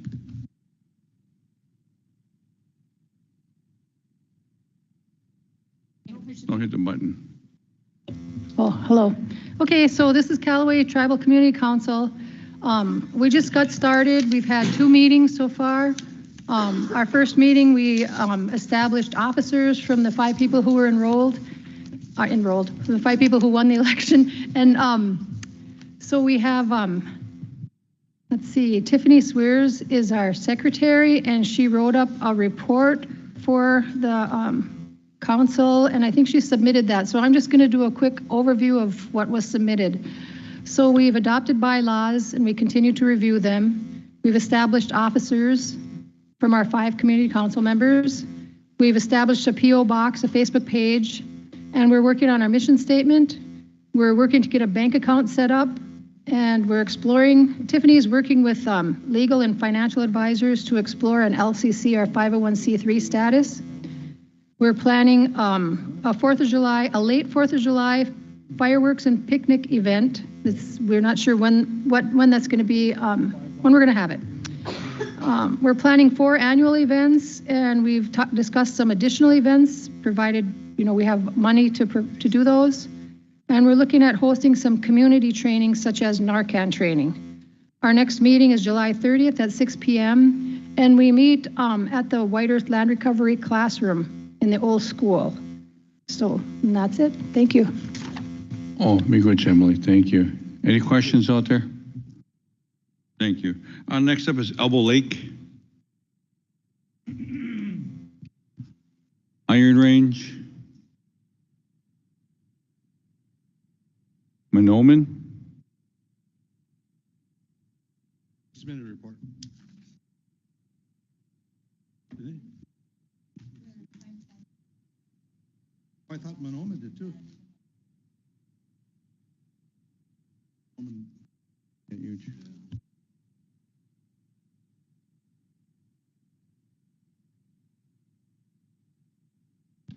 All right, they gave a written report. I'll go through it quick. The Monoman Tribal Community Council continues to actively support and engage the community through events, partnerships, infrastructure improvements, and youth investments. Below is a summary of MTCC activities for this reporting period. January, no community events were held. February, MTCC donated 2 key events to promote community health and connection: annual ice fishing derby and the health and wellness round dance. In March, there's no community events. In April, the community council hosted an Easter event. Every child received an Easter basket, face painting pictures with the Easter bunny. A raffle was held for the family Easter dinner basket, supporting families during the holiday season. May 2025, MMIW Awareness Month. The community council participated in the MMIW Walk, co-hosted by the Shooting Star Casino. T-shirts were sold as a fundraiser to support the council. Infrastructure enhancements. The community council relocated its storage shed onto a newly leveled surface. A fence was installed around the community council designated lot near the basketball courts. Education support. The community council awarded 4 $200 scholarships to graduating school seniors within the service area. In June, the community council held a picnic. Drawings were more than 500. There was more than 500 attendees. The event had meals and prizes and community engagement. You see, in July, community improvements.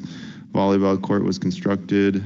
The community council will host their first annual basketball tournament July 26th. Closing remarks, MTCC remains committed to strengthening the Monoman community through continued investment in youth, cultural connection, health, recreational infrastructure. We appreciate the RBC ongoing help in supporting and achieving these goals. Miigwech, Desiree Linden. That was it. Miigwech, Eugene, for that report. Thank you. Next up is Natawash.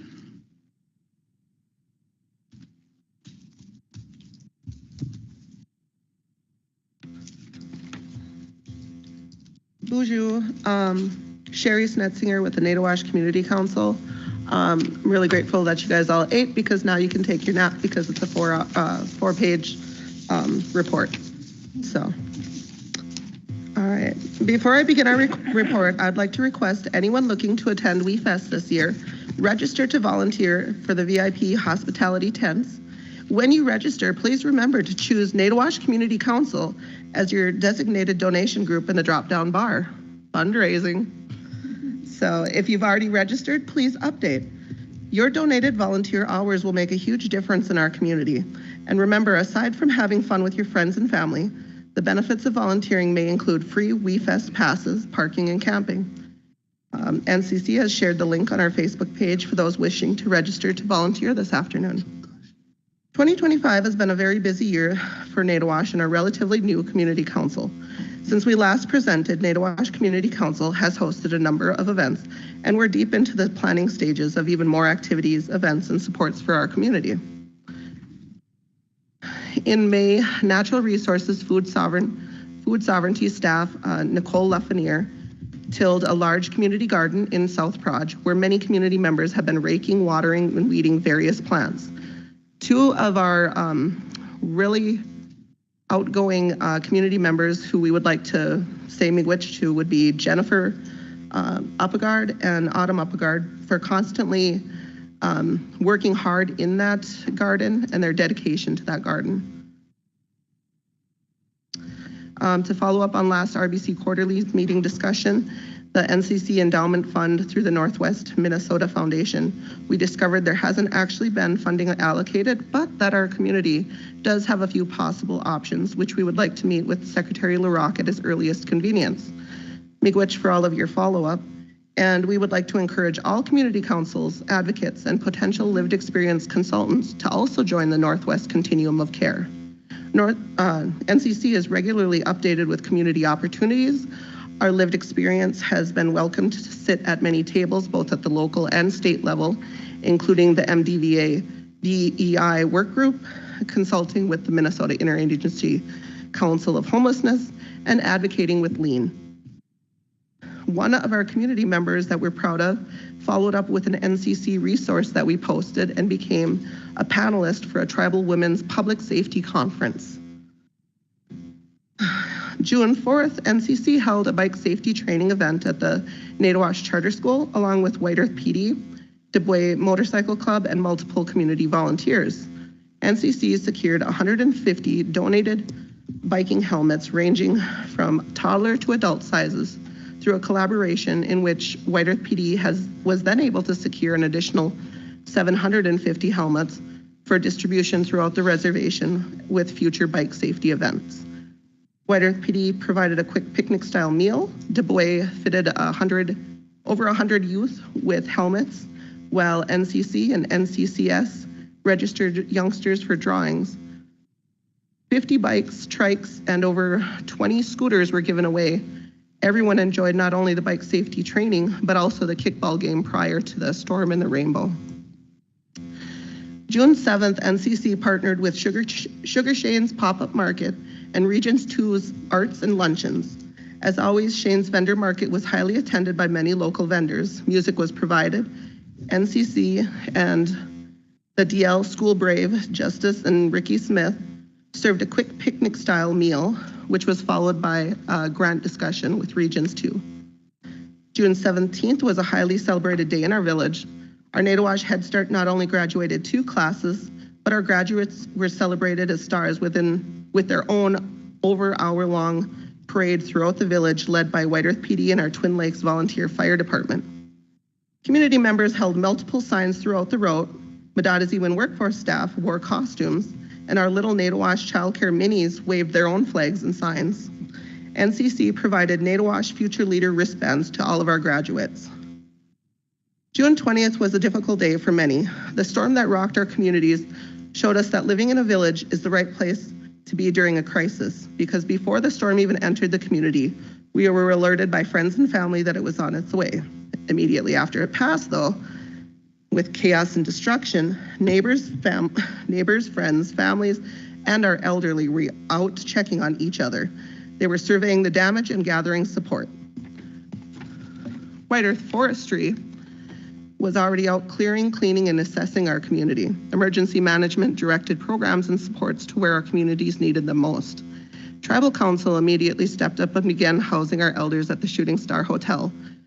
Those elders were without water, electricity, and even food. We had community advocates, donators, and NCC contribute to a food voucher system through the village store, providing $50 vouchers for food and water for many households in crisis.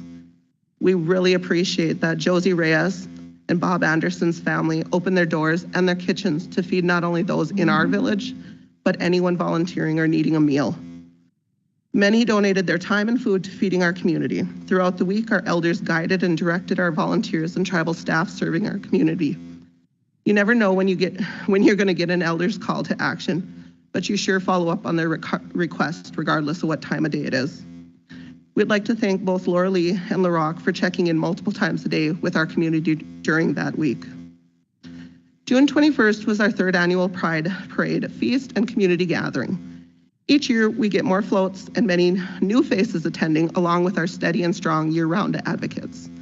Following our parade, many community members gathered together at the Naytawash Drum Hall to share in community spirit, to dine, and to register for door prizes, and just reflect as a community.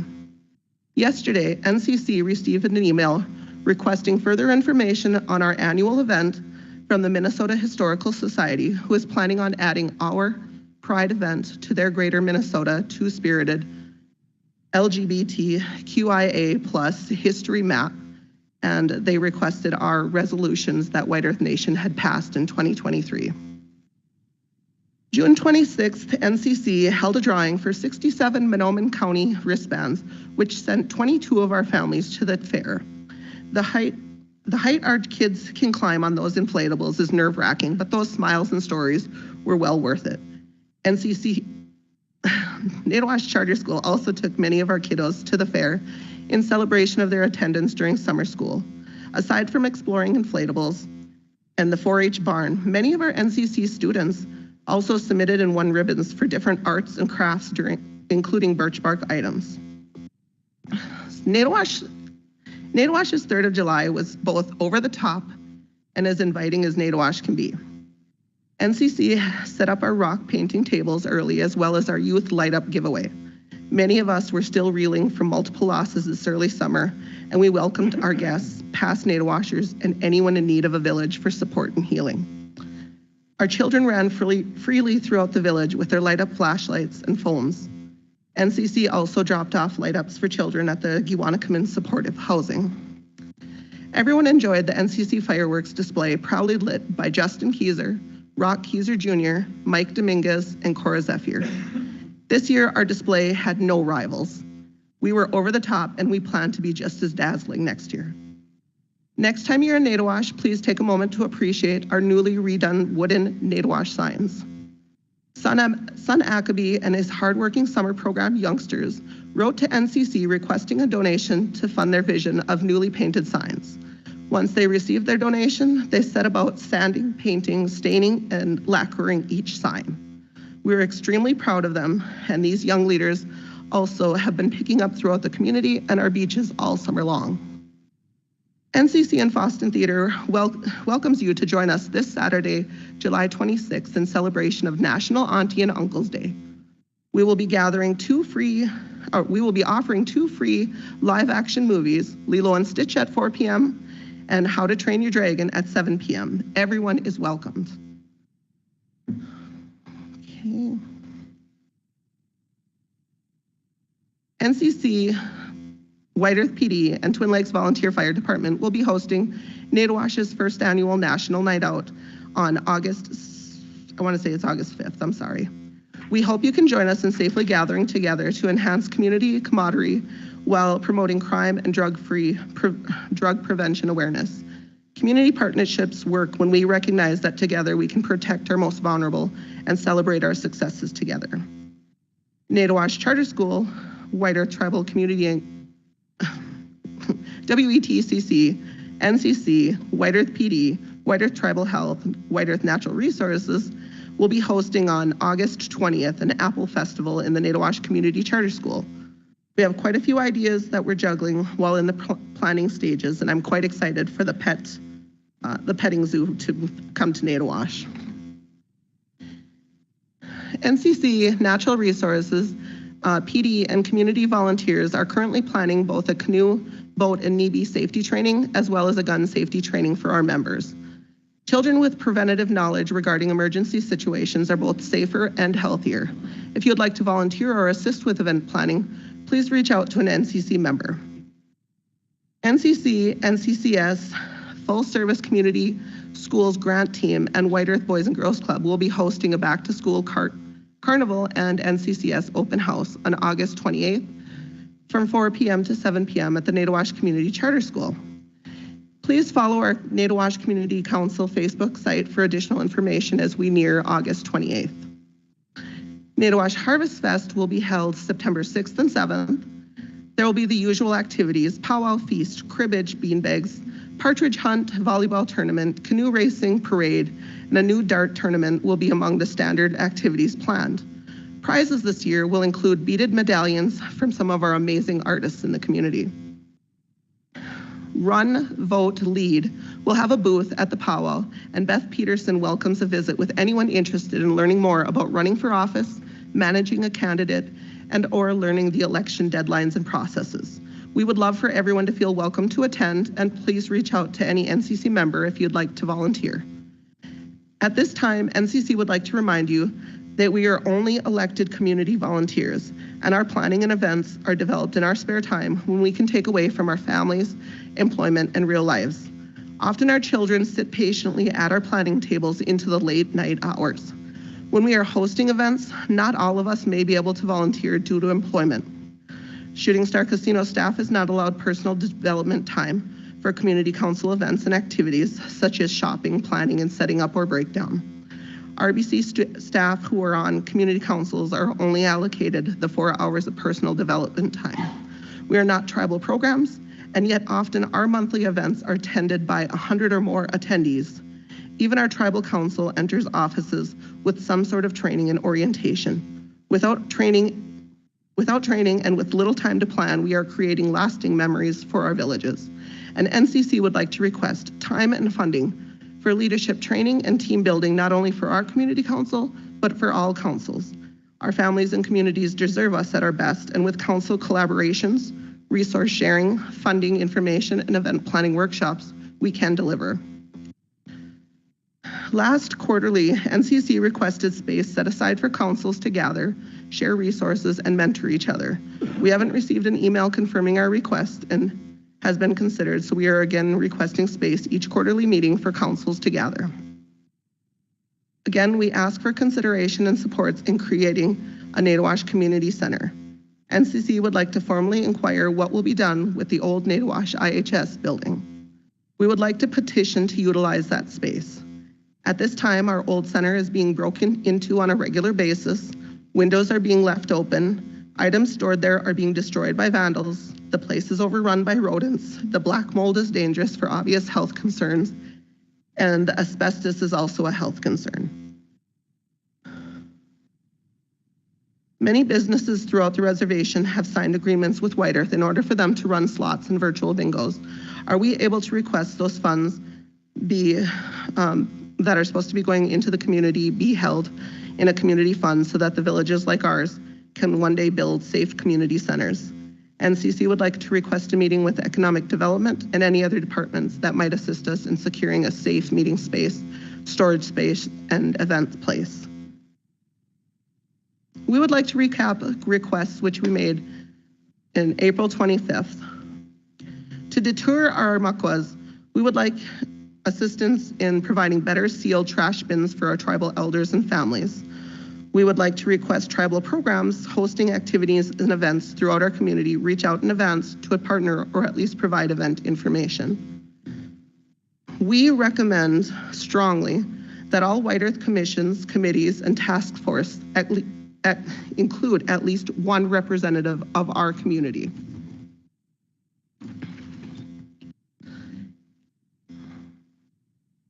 NCC recommends RBC programs implement lived experience consultants and talking circles to better build programming and for feedback on decisions affecting our communities. Stipends provided to gather feedback from our communities would not affect benefits such as SNAP, food distribution, MFIP, or MA. They would greatly benefit our families and elders. We are also requesting funding be set aside for an elder talking circle throughout the communities. NCC would like to see a funding source also created for our membership, which they could utilize outside of RBC employment to attend trainings and conferences to better themselves in our communities. If they don't work for RBC, they don't really have much sources out there and they're fundraising on their own.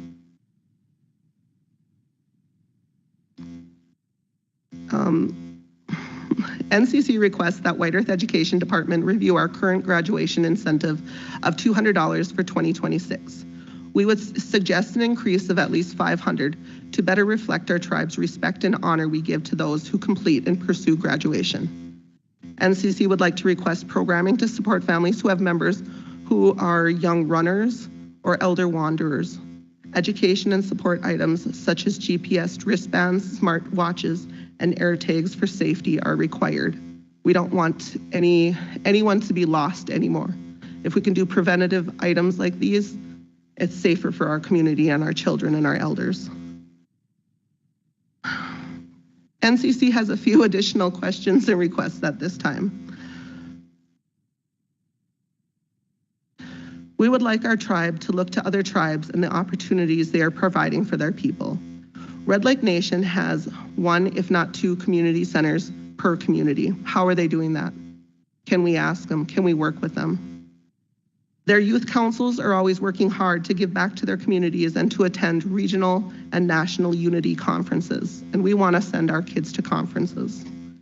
Leech Lake is able to provide vans for transportation both in the evenings and on weekends, which is safe and respects the needs of their employees. They have walking and biking paths. Mille Lacs invests in multiple urban hotels where their members are offered brand discounts. They're also renaming the XL Energy to the Grand Casino Arena, and we want similar opportunities for our White Earth Nation. We would like to know when and where our State of the Band celebration is happening. That reporting is important to our community members. We would also like to invite our Tribal Council representatives to attend our regular monthly meetings, submit agenda ideas, and/or volunteer in our community whenever there's an opportunity. We want you in our community holding listening circles with our members. As elected officials, you should want to connect within our communities. Miigwech for respecting our community's feedback and requests. We encourage everyone to volunteer and to please feel free to attend any of our planning and regular monthly meetings. And again, if anyone gets the opportunity and wants to go to WeFest, please volunteer for Naytawash Community Council, the drop down. All that money comes right back to NCC and we get to do more events for our people, and everyone is welcome to an NCC event. And you can wake up now. I guess I did request an update on, we were supposed to be forming the White Earth Youth Advisory Council, and I did request an update, so hopefully we'll get an update, on that. I know we had received a nomination form recently for a White Earth Youth, and hopefully other community members start nominating. I did send the forms to Waubin School because I agree it's important that we get our youth out, and getting that council formed is really important. So yeah, last year we had my volunteers at the Harvest Fest. In stipends that I paid out for hourly volunteering, I spent back over $1,000 to our kids in our community. Those kids were amazing volunteers, and at every event that we hold, anywhere between 5 and 10 kids step up. They'll go running, they'll do distribution, they'll go, our kids are amazing. And it doesn't matter their age, if they're 14, if they're 18, if they're 23. If they're 3 years old, they're helping. Mr. Chairman, I have a quick comment. Yes. This is one of the subjects that I had a sidebar conversation with Sherry on. It's the 501c3 process. I know our community councils, in this me and Representative Summers and Fox got on council, we talked about supporting our community councils to become a 501c3. That opens a lot of doors to them. You know, and I have to say that I'm not going to say we failed at it. I'm just going to say we kicked the can down the road on it. And I know we put it in their wheelhouses to do it, but I understand how busy they are and what a tedious task it is to get that done. And I do remember at one time at a council meeting, we were going to offer some support from our legal team to give them the necessary procedures to do it. And I think they do have them. And I know Mike Swan from Pine Point did get them. They've been a 501c3 for many years now. And the way he made it sound like it was an easy process, but I don't know if it's that easy of a process to do. So, Mr. Chairman, I would like to just to put it out there to this tribal council that we do need to get our community councils all the procedures, and if they haven't done it already, but get them the assistance and the help to become a 501c3, because that opens the door for a lot of funding. It really does. You know, I mean, it's you wouldn't even imagine how much funding you can get as a 501c3 if you work hard. And I also know that you guys, when you say that you volunteer, and I understand volunteering and a commitment to each one of these communities, and people talk about stipends and they talk about this and they talk about that. With a 501c3, I don't know if this is true or not, but I mean, if you raise enough money, you could also, I don't know if you can even offer your community council members a stipend for whatever they do. Contracting. You can offer a contract to them as long as you have the money to do it. So, and you're not doing any, and you're not taking money away from the community. So, but yeah. Honestly, I would love to get to that point. Yeah. But if you look at NCC, you see that we're holding an event almost bi-weekly. Yeah. And a lot of that is fundraising. You're just writing letters, you're begging, you're knocking on doors, you're kicking down doors. No, I'm just kidding. Exactly. I mean, I did threaten that I was going to come kick down your door to get some funding, but. But I mean, I would actually challenge our council to maybe work on that and see it. I know our legal staff is very, very, they have a lot of things going on, so I don't know. And I know Ronnie, I think he might have some information on 501c3s. There's one of them might have it on it. But if we can continue that conversation with our community councils to get them up and running on that portion, so. And again, there was that request for if we could get time set aside as a training, as a just a workshop or something where these community councils could have that time set aside. More than likely, it would have to be a weekend, only because life is hectic. And like I personally have 2 jobs. I have a fellowship. Like I have NCC, plus sometimes I try and raise kids. So like if we could all work together, if there was a program that wanted to set up a workshop or a just a small conference where we can all get it done within that weekend or something, so like, or a work group, I don't know, but it has. Thank you. Miigwech. All right, next up we have Cass Lake, Pine Point. There's a report on the thing. You have the report? For the community council? Well, we have a community council report. Do you have it? Do you have something? Yep, I have from the community council. Okay. Yep, but you can add on too after I read this, Sam. So they hosted a Jingle Dress workshop. They also did community gardens. They have survey people in the village to see if they wanted tilled or raised garden beds. They did get out a bunch of the garden beds. They're looking at having a spade and neuter program there. There's a demo derby August 8th, and they're looking at doing some fundraising. They held a health fair which went really good. They also, during that health fair, there was a fry bread and soup contest, and that went over really well. In May, Mark Olson presented plans for Breck Memorial Gathering Place. They're not sure how big of a building it's going to be, but it's going to replace the old Guild Hall. This could be used as a food shelf, feed kids, or other community events. So, yeah, Nicole Lafreniere is working with them to plant berry trees in the community. They're hoping to use day labor to help out. They also talked about, hosted a fashion show after they did the jingle dresses. May 9th, they had a public meeting on solar power for the school. Another one was planned for May 20th. There's Elder Grant, $70,000 for a 6-month project. E.D. Smith added people in the budget to help out with interviews and displays. Mike and Pat signed the contract from the community council. From Honor to the Earth, there's a letter to be signed, but it didn't explain what it was for, so they did not sign it. It was a $50,000 grant to help the solar project. So community cleanup they had May 29th and 30th. The community council provided lunch. They handed out 175 Easter baskets. They held their 4th of July event that went over really good. And they worked with Dustin Anderson from law enforcement. He asked if there's community needed life jackets, bikes, and bike helmets. So they had a bike safety event last week, which turned out really good too. There was also Jen, Joe, and Robert. They were RDO representatives that they met with the Pine Point Community Council. So they talked about different things. And the community members voiced concerns about lakes and groundwater. So, and they did have a conversation about local fields around the community. So RDO wanted to do some donations and sponsorships, potatoes, gardens, and bikes. So another thing was Winona had an agreement with MPCA on planning grant for $47,000. They're looking at energy use in the community.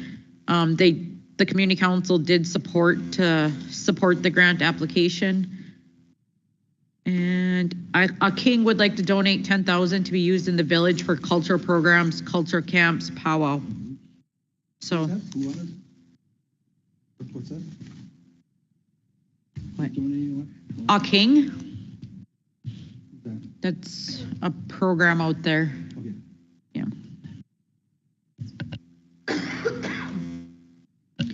And then there was also a discussion about if there's any interest in gun safety and for a class to be held out there in August. So they were going to check into that and get back to the community Pine Point Community Council.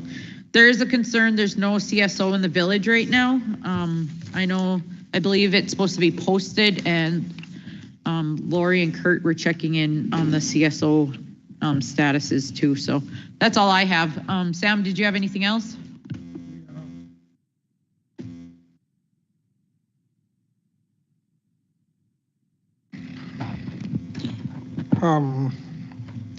Pine Point, I got a busy month coming up. I think Laura Lee covered a lot of stuff that's coming up.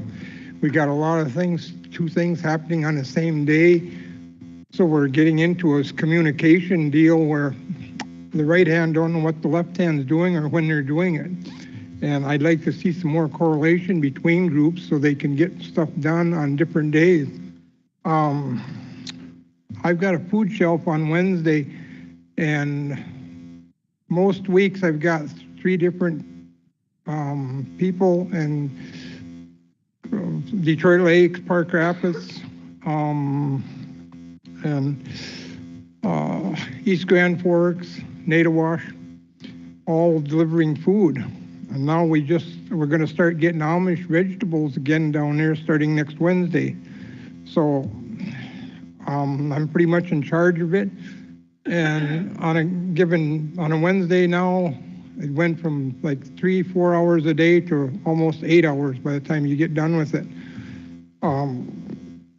So that's in there, and they repaired the powwow grounds in Pine Point. They added another new driveway, and for campers to come in. I was going to ask, the property you bought across the road, are they going to use that for parking this year? Have you heard? I believe that's still in CRP. the land across the road. I think Natural Resources had mentioned that at one time. I didn't know it was in CRP. I thought it was just weeds. But I know that that's one reason that, they thought maybe we could use that this year. Elder transportation is still a big issue. To get them to the food shelf, get the food to them homebound, it's doing a lot. I get 40 boxes or 20 boxes of food from East Grand Forks once a month, and out of the 20, 16 have to be delivered because they have no way of getting it, which means I've got to deliver it to ice cracking and the surrounding area. I don't know if you mentioned Hope for Nations. They're a religious group that's been coming to Pine Point out of Springfield, Illinois for 20, 30 years. My kids grew up with them, and they're missionaries. It was run by a woman called Grandma Wilson, and she's too old to do it now, but they come each week, and they've been up there for the last week. And I think this week we've had 3 different missionary groups in Pine Point. I don't know if that's trying to tell us something or what, but anyway, they've been there and they've been having meals and stuff and really getting the kids together. They handle the kids mostly in the school. We had a gentleman donate, and I haven't heard anybody mention it. Pine Point got delivered 2 picnic tables to the EMP site, and a gentleman that's a carpenter built picnic tables, 2 for each community, and I see they got delivered.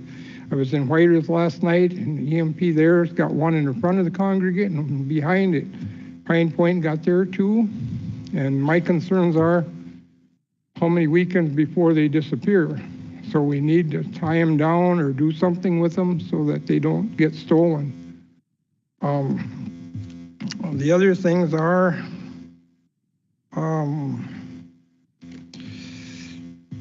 I guess, somebody just mentioned, you guys talked about free garbage pickup for elders. I think Mike brought it up at one of the meetings, maybe it was in Elbow Lake, that he was going to try and get free elder garbage pickup. Has anybody worked on that or heard anything on it?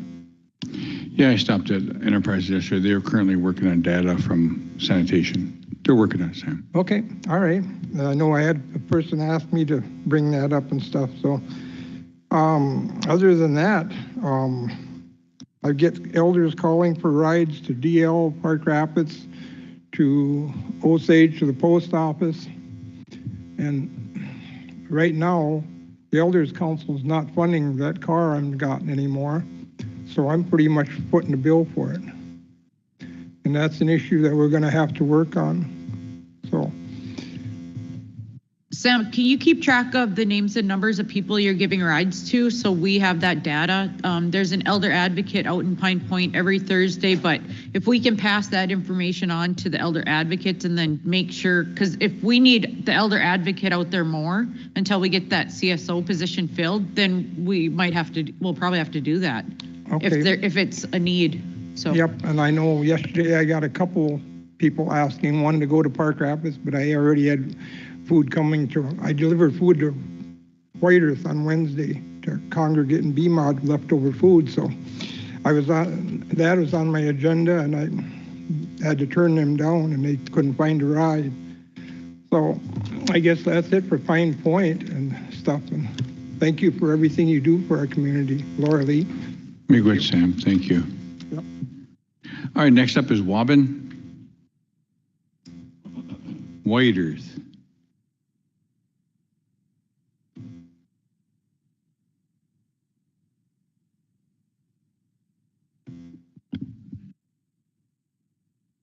White Earth Community Council held our annual Easter party in April at the community center, and we passed out baskets, cookies, played games, gave away t-shirts and miscellaneous toys.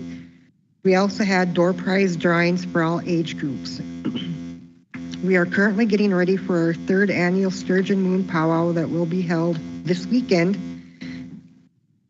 And behavioral health, we had our community picnic yesterday between 5 and 7, and we had about 300 registered attendees. at our new playground. White Earth Community Council will be helping with the giveaway, and then we will kick off the powwow with a fireworks show tonight. And our meetings are held on the first Wednesday of the month and are open to all.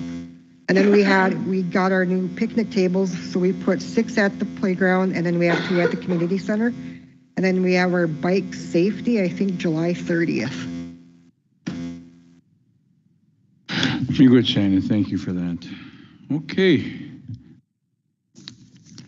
Next up we have is old business. We have no old business at this time. New business, we have a sponsorship, Friends of the Tamarack. Who wants to present on that? So Chairman, I received a request from Emma King. She is on their board, and you know, Friends of Tamarack is they're really a good ally out at Tamarack. They built that Discovery Center. They do a lot of educational events. They have a lot of volunteers. They help maintain the trails out there. So there's an event that they're going to be hosting, and they're looking for sponsorship. So the information's in the packet. There's $250, $500, and $1,000. So if the council's interested in doing a sponsorship. I'll motion for the platinum option. I know that these guys came out and supported us when we were trying to get the state forest back, so I think we should support them. I'll second. Motion by Eugene for the platinum for $1,000. Second by Laura Lee. All in favor? Aye. Thank you. Good. Henry? Good. Motion carries. Thank you. Thank you, Laura Lee. All right, next we have the consent agenda. I'll read that to everyone.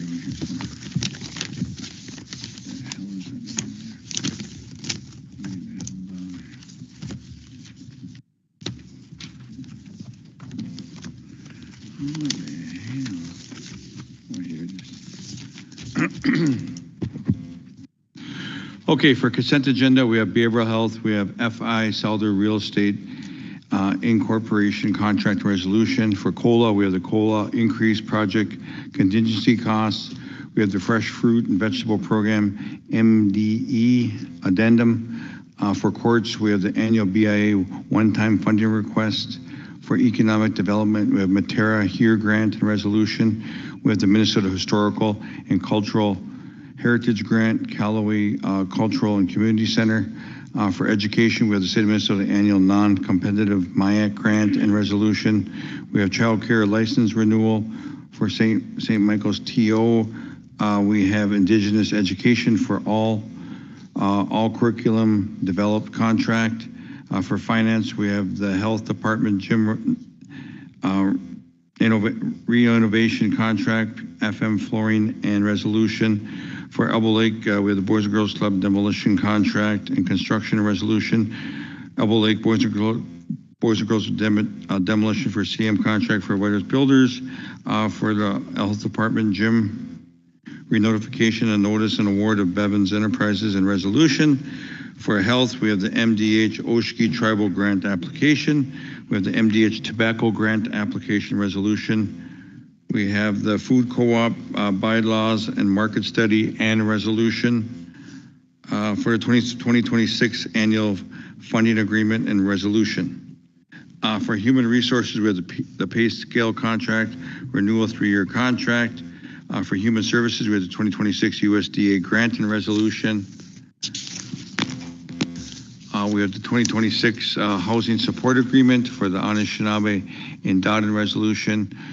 For FY26 housing support agreement, community and group settings and resolution. We have 2025 through 2027 Minnesota DHS community living infrastructure grant and resolution. For ICW, we have the tribal kinship grant and resolution. For legal, we have the LLC renewal request. For JC, JA, and also White Earth Nation softball, JH. New LLC requests, we have Stargazers and also Bevins and Company. Business license renewals for Zima Towing Service, Zima Auto Sales, and Hilltop Zipper Club. A budget modification for Mississippi Pillager LLC, White Earth Enterprises, Highway 59 Home Startup and Loan Resolution. For natural resources, we have ROP surplus bison from ITBC and resolution. We have the letter to Governor Tim Walz. For public safety, we have the 2025 DOJ OVW initiative grant and resolution. For public works, we have the FY 2025 low and no emissions grant and resolution. Also, we have the White Earth Water Treatment Plant, Apex, American General Contractors and resolution. For TBCP, the letter of no cost extension for the Tribal Broadband Connectivity Program. For WELSA, we have the 2025-2026 5th Street contract. For Youth Administration, we have the Minnesota Department of Public Safety grant and resolution. For ratifications, we have the, do you want us just to do the, a separate motion on, from the ratifications? That's what we're asking. So, okay, we do a separate. I think you could do it all together, but I think for the record. Okay. Any questions or discussions with the consent agenda? Otherwise, I'll ask for a motion. I guess I have one question, Chairman, on under health, under the Minwanjage. I know there's some funding in there. I think it for 100,000. I was just wondering where that funding is going to come from, or where if it was budgeted. I didn't get it. I didn't get a chance to read through the feasibility study. I don't know if the rest of the council did.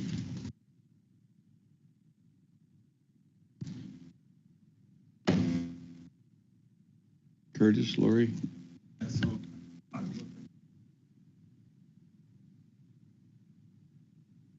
Would have to come out of general fund if we're not able to get into the AFA of public health or behavioral health. So we're going to work on getting into the AFA of public or behavioral health. If that does not work, we'll look at requesting general fund dollars for it. And it's they're matching food drive subscriptions essentially. So if people buy one, they're asking the tribal leaders to our tribal council RBC to match $100 of each I guess food subscription that they get, and that's up to 1,000 people, which would be up to 100,000. So that 400,000 is not guaranteed, I guess, at this point. Trace, was that budgeted in our budgets or no? Is it 100,000 out of our general? I wonder if we should pull this one for now. Council? Is that food shopping or is it co-op? So what? So we're waiting on to see if it's the AFA allows it, right? Correct? Okay.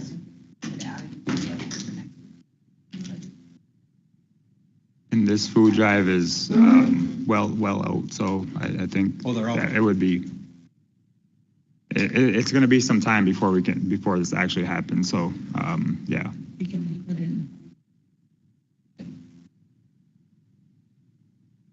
We got some time, Kurt. Mm-hmm. Okay. Okay, we'll table that one then. Yeah. We get more information for everyone. So, all right. The other question I had was 2026 annual funding agreement and resolution. I did have a question. I think Kurt, on it.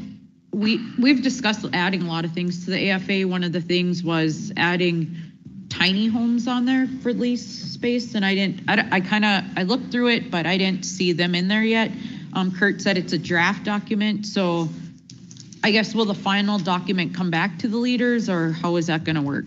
Let me see. Read off of what Lindsay responded. I guess, Lorley, what was your question again? And for the annual funding, is this for IHS, correct? Not IHS, but our health department funding agreement. Yep. So we're not the 105 lease. Are you talking about 105 well, lease? Well, the 105 lease would go in here. That's what you're talking about. Right. That's what I'm requesting. Right. I wasn't if you look through there, the agreement, there's a bunch of things that we want to add on. And I don't know if this agreement is separate from our 105 lease agreement. If it's the same thing or not, we'd have to figure that out. It would be added into this one. It wouldn't be in the BIA one. Yeah. No, I understand there's IHS and there's two separate ones. I do understand that. So, I mean, if it's simply adding the tiny homes to the 105 lease program, I think that's something that we could, because when talking to Dr. Chris Poole, I think you can do that at the beginning of the cycle, I think, though. Coming up to us. Yes.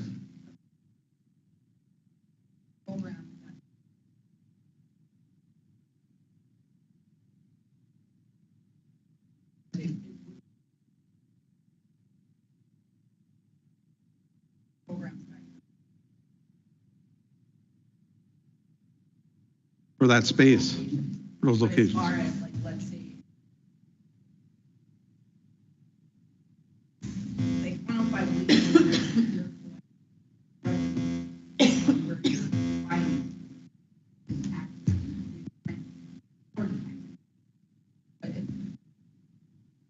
The 105 lease program is for maintenance and everything else. It's not for the rent, it's for maintenance of the building. So what we would actually do with the 105 lease program for the tiny homes, if services are being done there by that fall under self-governance, then not self-governance, but under IHS or the health department, because self-governance is a different side.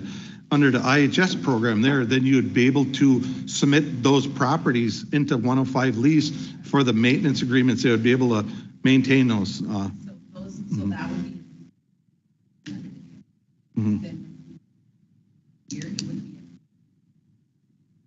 Yes. So when we went out to Gila River, we toured their facilities, and they get the 105 leases, and they, Lindsay had mentioned we could add it to our AFA. That's why I was asking.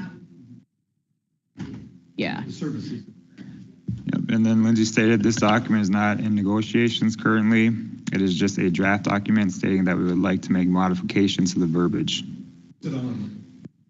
Yep. So on here, it's asking for the council's approval to approve the document, but it's only a draft document. Is that correct? That's what she stated on the. So are we in wait or approve the final document is my question? Or is it Mr. going to come Chairman? back to leaders? If I may, so there's a deadline of submission on August 1st, and it gets submitted as a draft, and then they send it back to finalize it, and then it comes back to you guys for chairman's signature. Okay, we need a motion. Okay.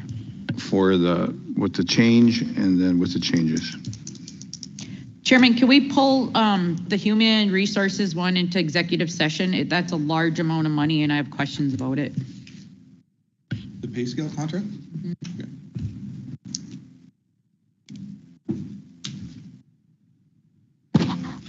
Yeah. You guys good? Yep. Okay, we will.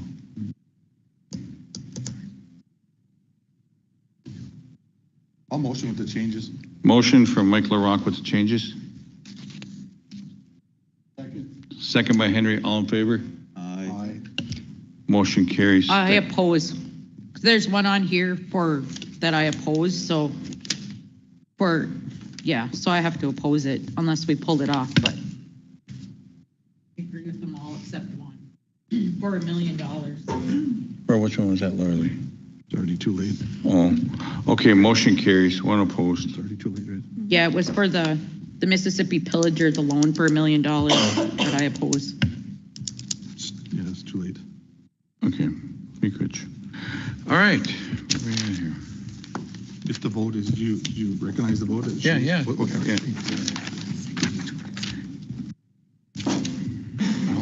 Public comment. Oh, yeah. All right, next up, guys, is the number 10 on the agenda. Before we go into executive session, we have 3 minutes allowed for public comment.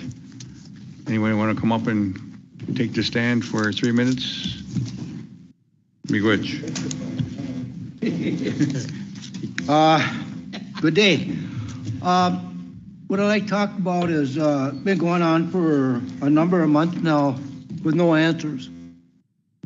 And I'd like to direct this to Eugene. You know, a law is being broken by allowing this police officer to sign leases, fraud. Been going on 10 years. We've been asking for a long time now, 5 months, we'll be going on 6 months here without no answers. Why hasn't this man been charged? And has anything been done about this yet? I mean, there's many other homes that are being occupied by people that's not enrolled. So can you give me, or anybody, give me an explanation? And am I still on, I am not being shut off, am I? Nope, you're on. Can you give me an explanation or anybody why this man hasn't been charged? Because the next step for me, I'm not going to give up on this. The next step is going to be, I guess, Attorney General. Let him know that, you know, so in a roundabout way, you're part of the crime, a conspiracy. When a crime has been committed and nobody comes forward. So if I can get an answer from anybody, but especially from you, Eugene, you're my district rep in District 2. I don't have any updates on if charges are going to be brought forward. I know that the land department has been updating their policies and procedures to try to catch these folks that have been like subleasing their lots to non-natives. Administratively, we're doing that, but I don't have any answers for the charges. I mean, I can't accept that because it's been a long time now, but my question is why? I mean, if I went out and committed a felony out here, went out and punched somebody in the face, they take me to jail, right? So why is this man so special? Why is this man so special to get away with fraud? Mr. Don't Chairman, sit there dumbfounded. Give me an answer, please. Mr. Chairman, That's what can I respond? you know, we deserve an answer. Leonard, can you let me speak a second? When this incident first came to light to us, yes, we did. We did act on it, and we did do the things we needed to do to get the person off there to begin with.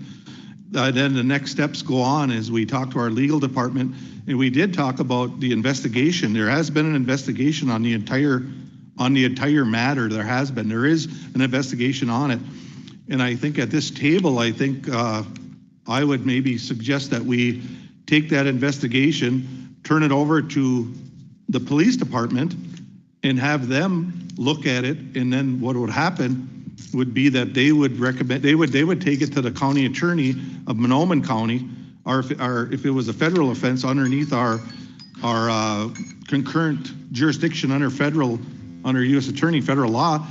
I would suggest maybe that's to the point where this thing is at, as to where I know it's been investigated by our legal department, it's been investigated by our land department, it's been investigated all the way through. Maybe the next step is what you're requesting, is that we have to get this to law enforcement and have them look at it and see which laws are being broken and can they be prosecuted on it.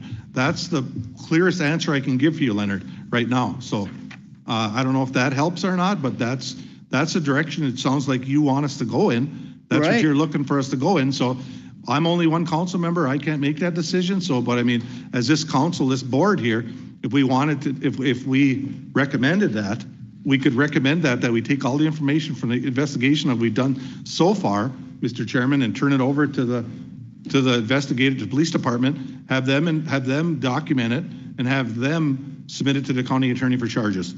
That's our clearest answer. My concern is the local police. You know, we can farm that out. They cover up. But we could. Huh? I know, okay. But hey, just one last thing. We can farm that out. We don't have, we could say you can conflict yourself out and have another county agency come in and do it. We could do that. I'm done.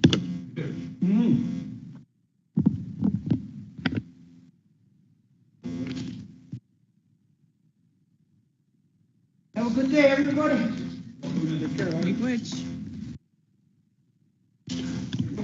Miigwech, everyone, for coming today. I appreciate it.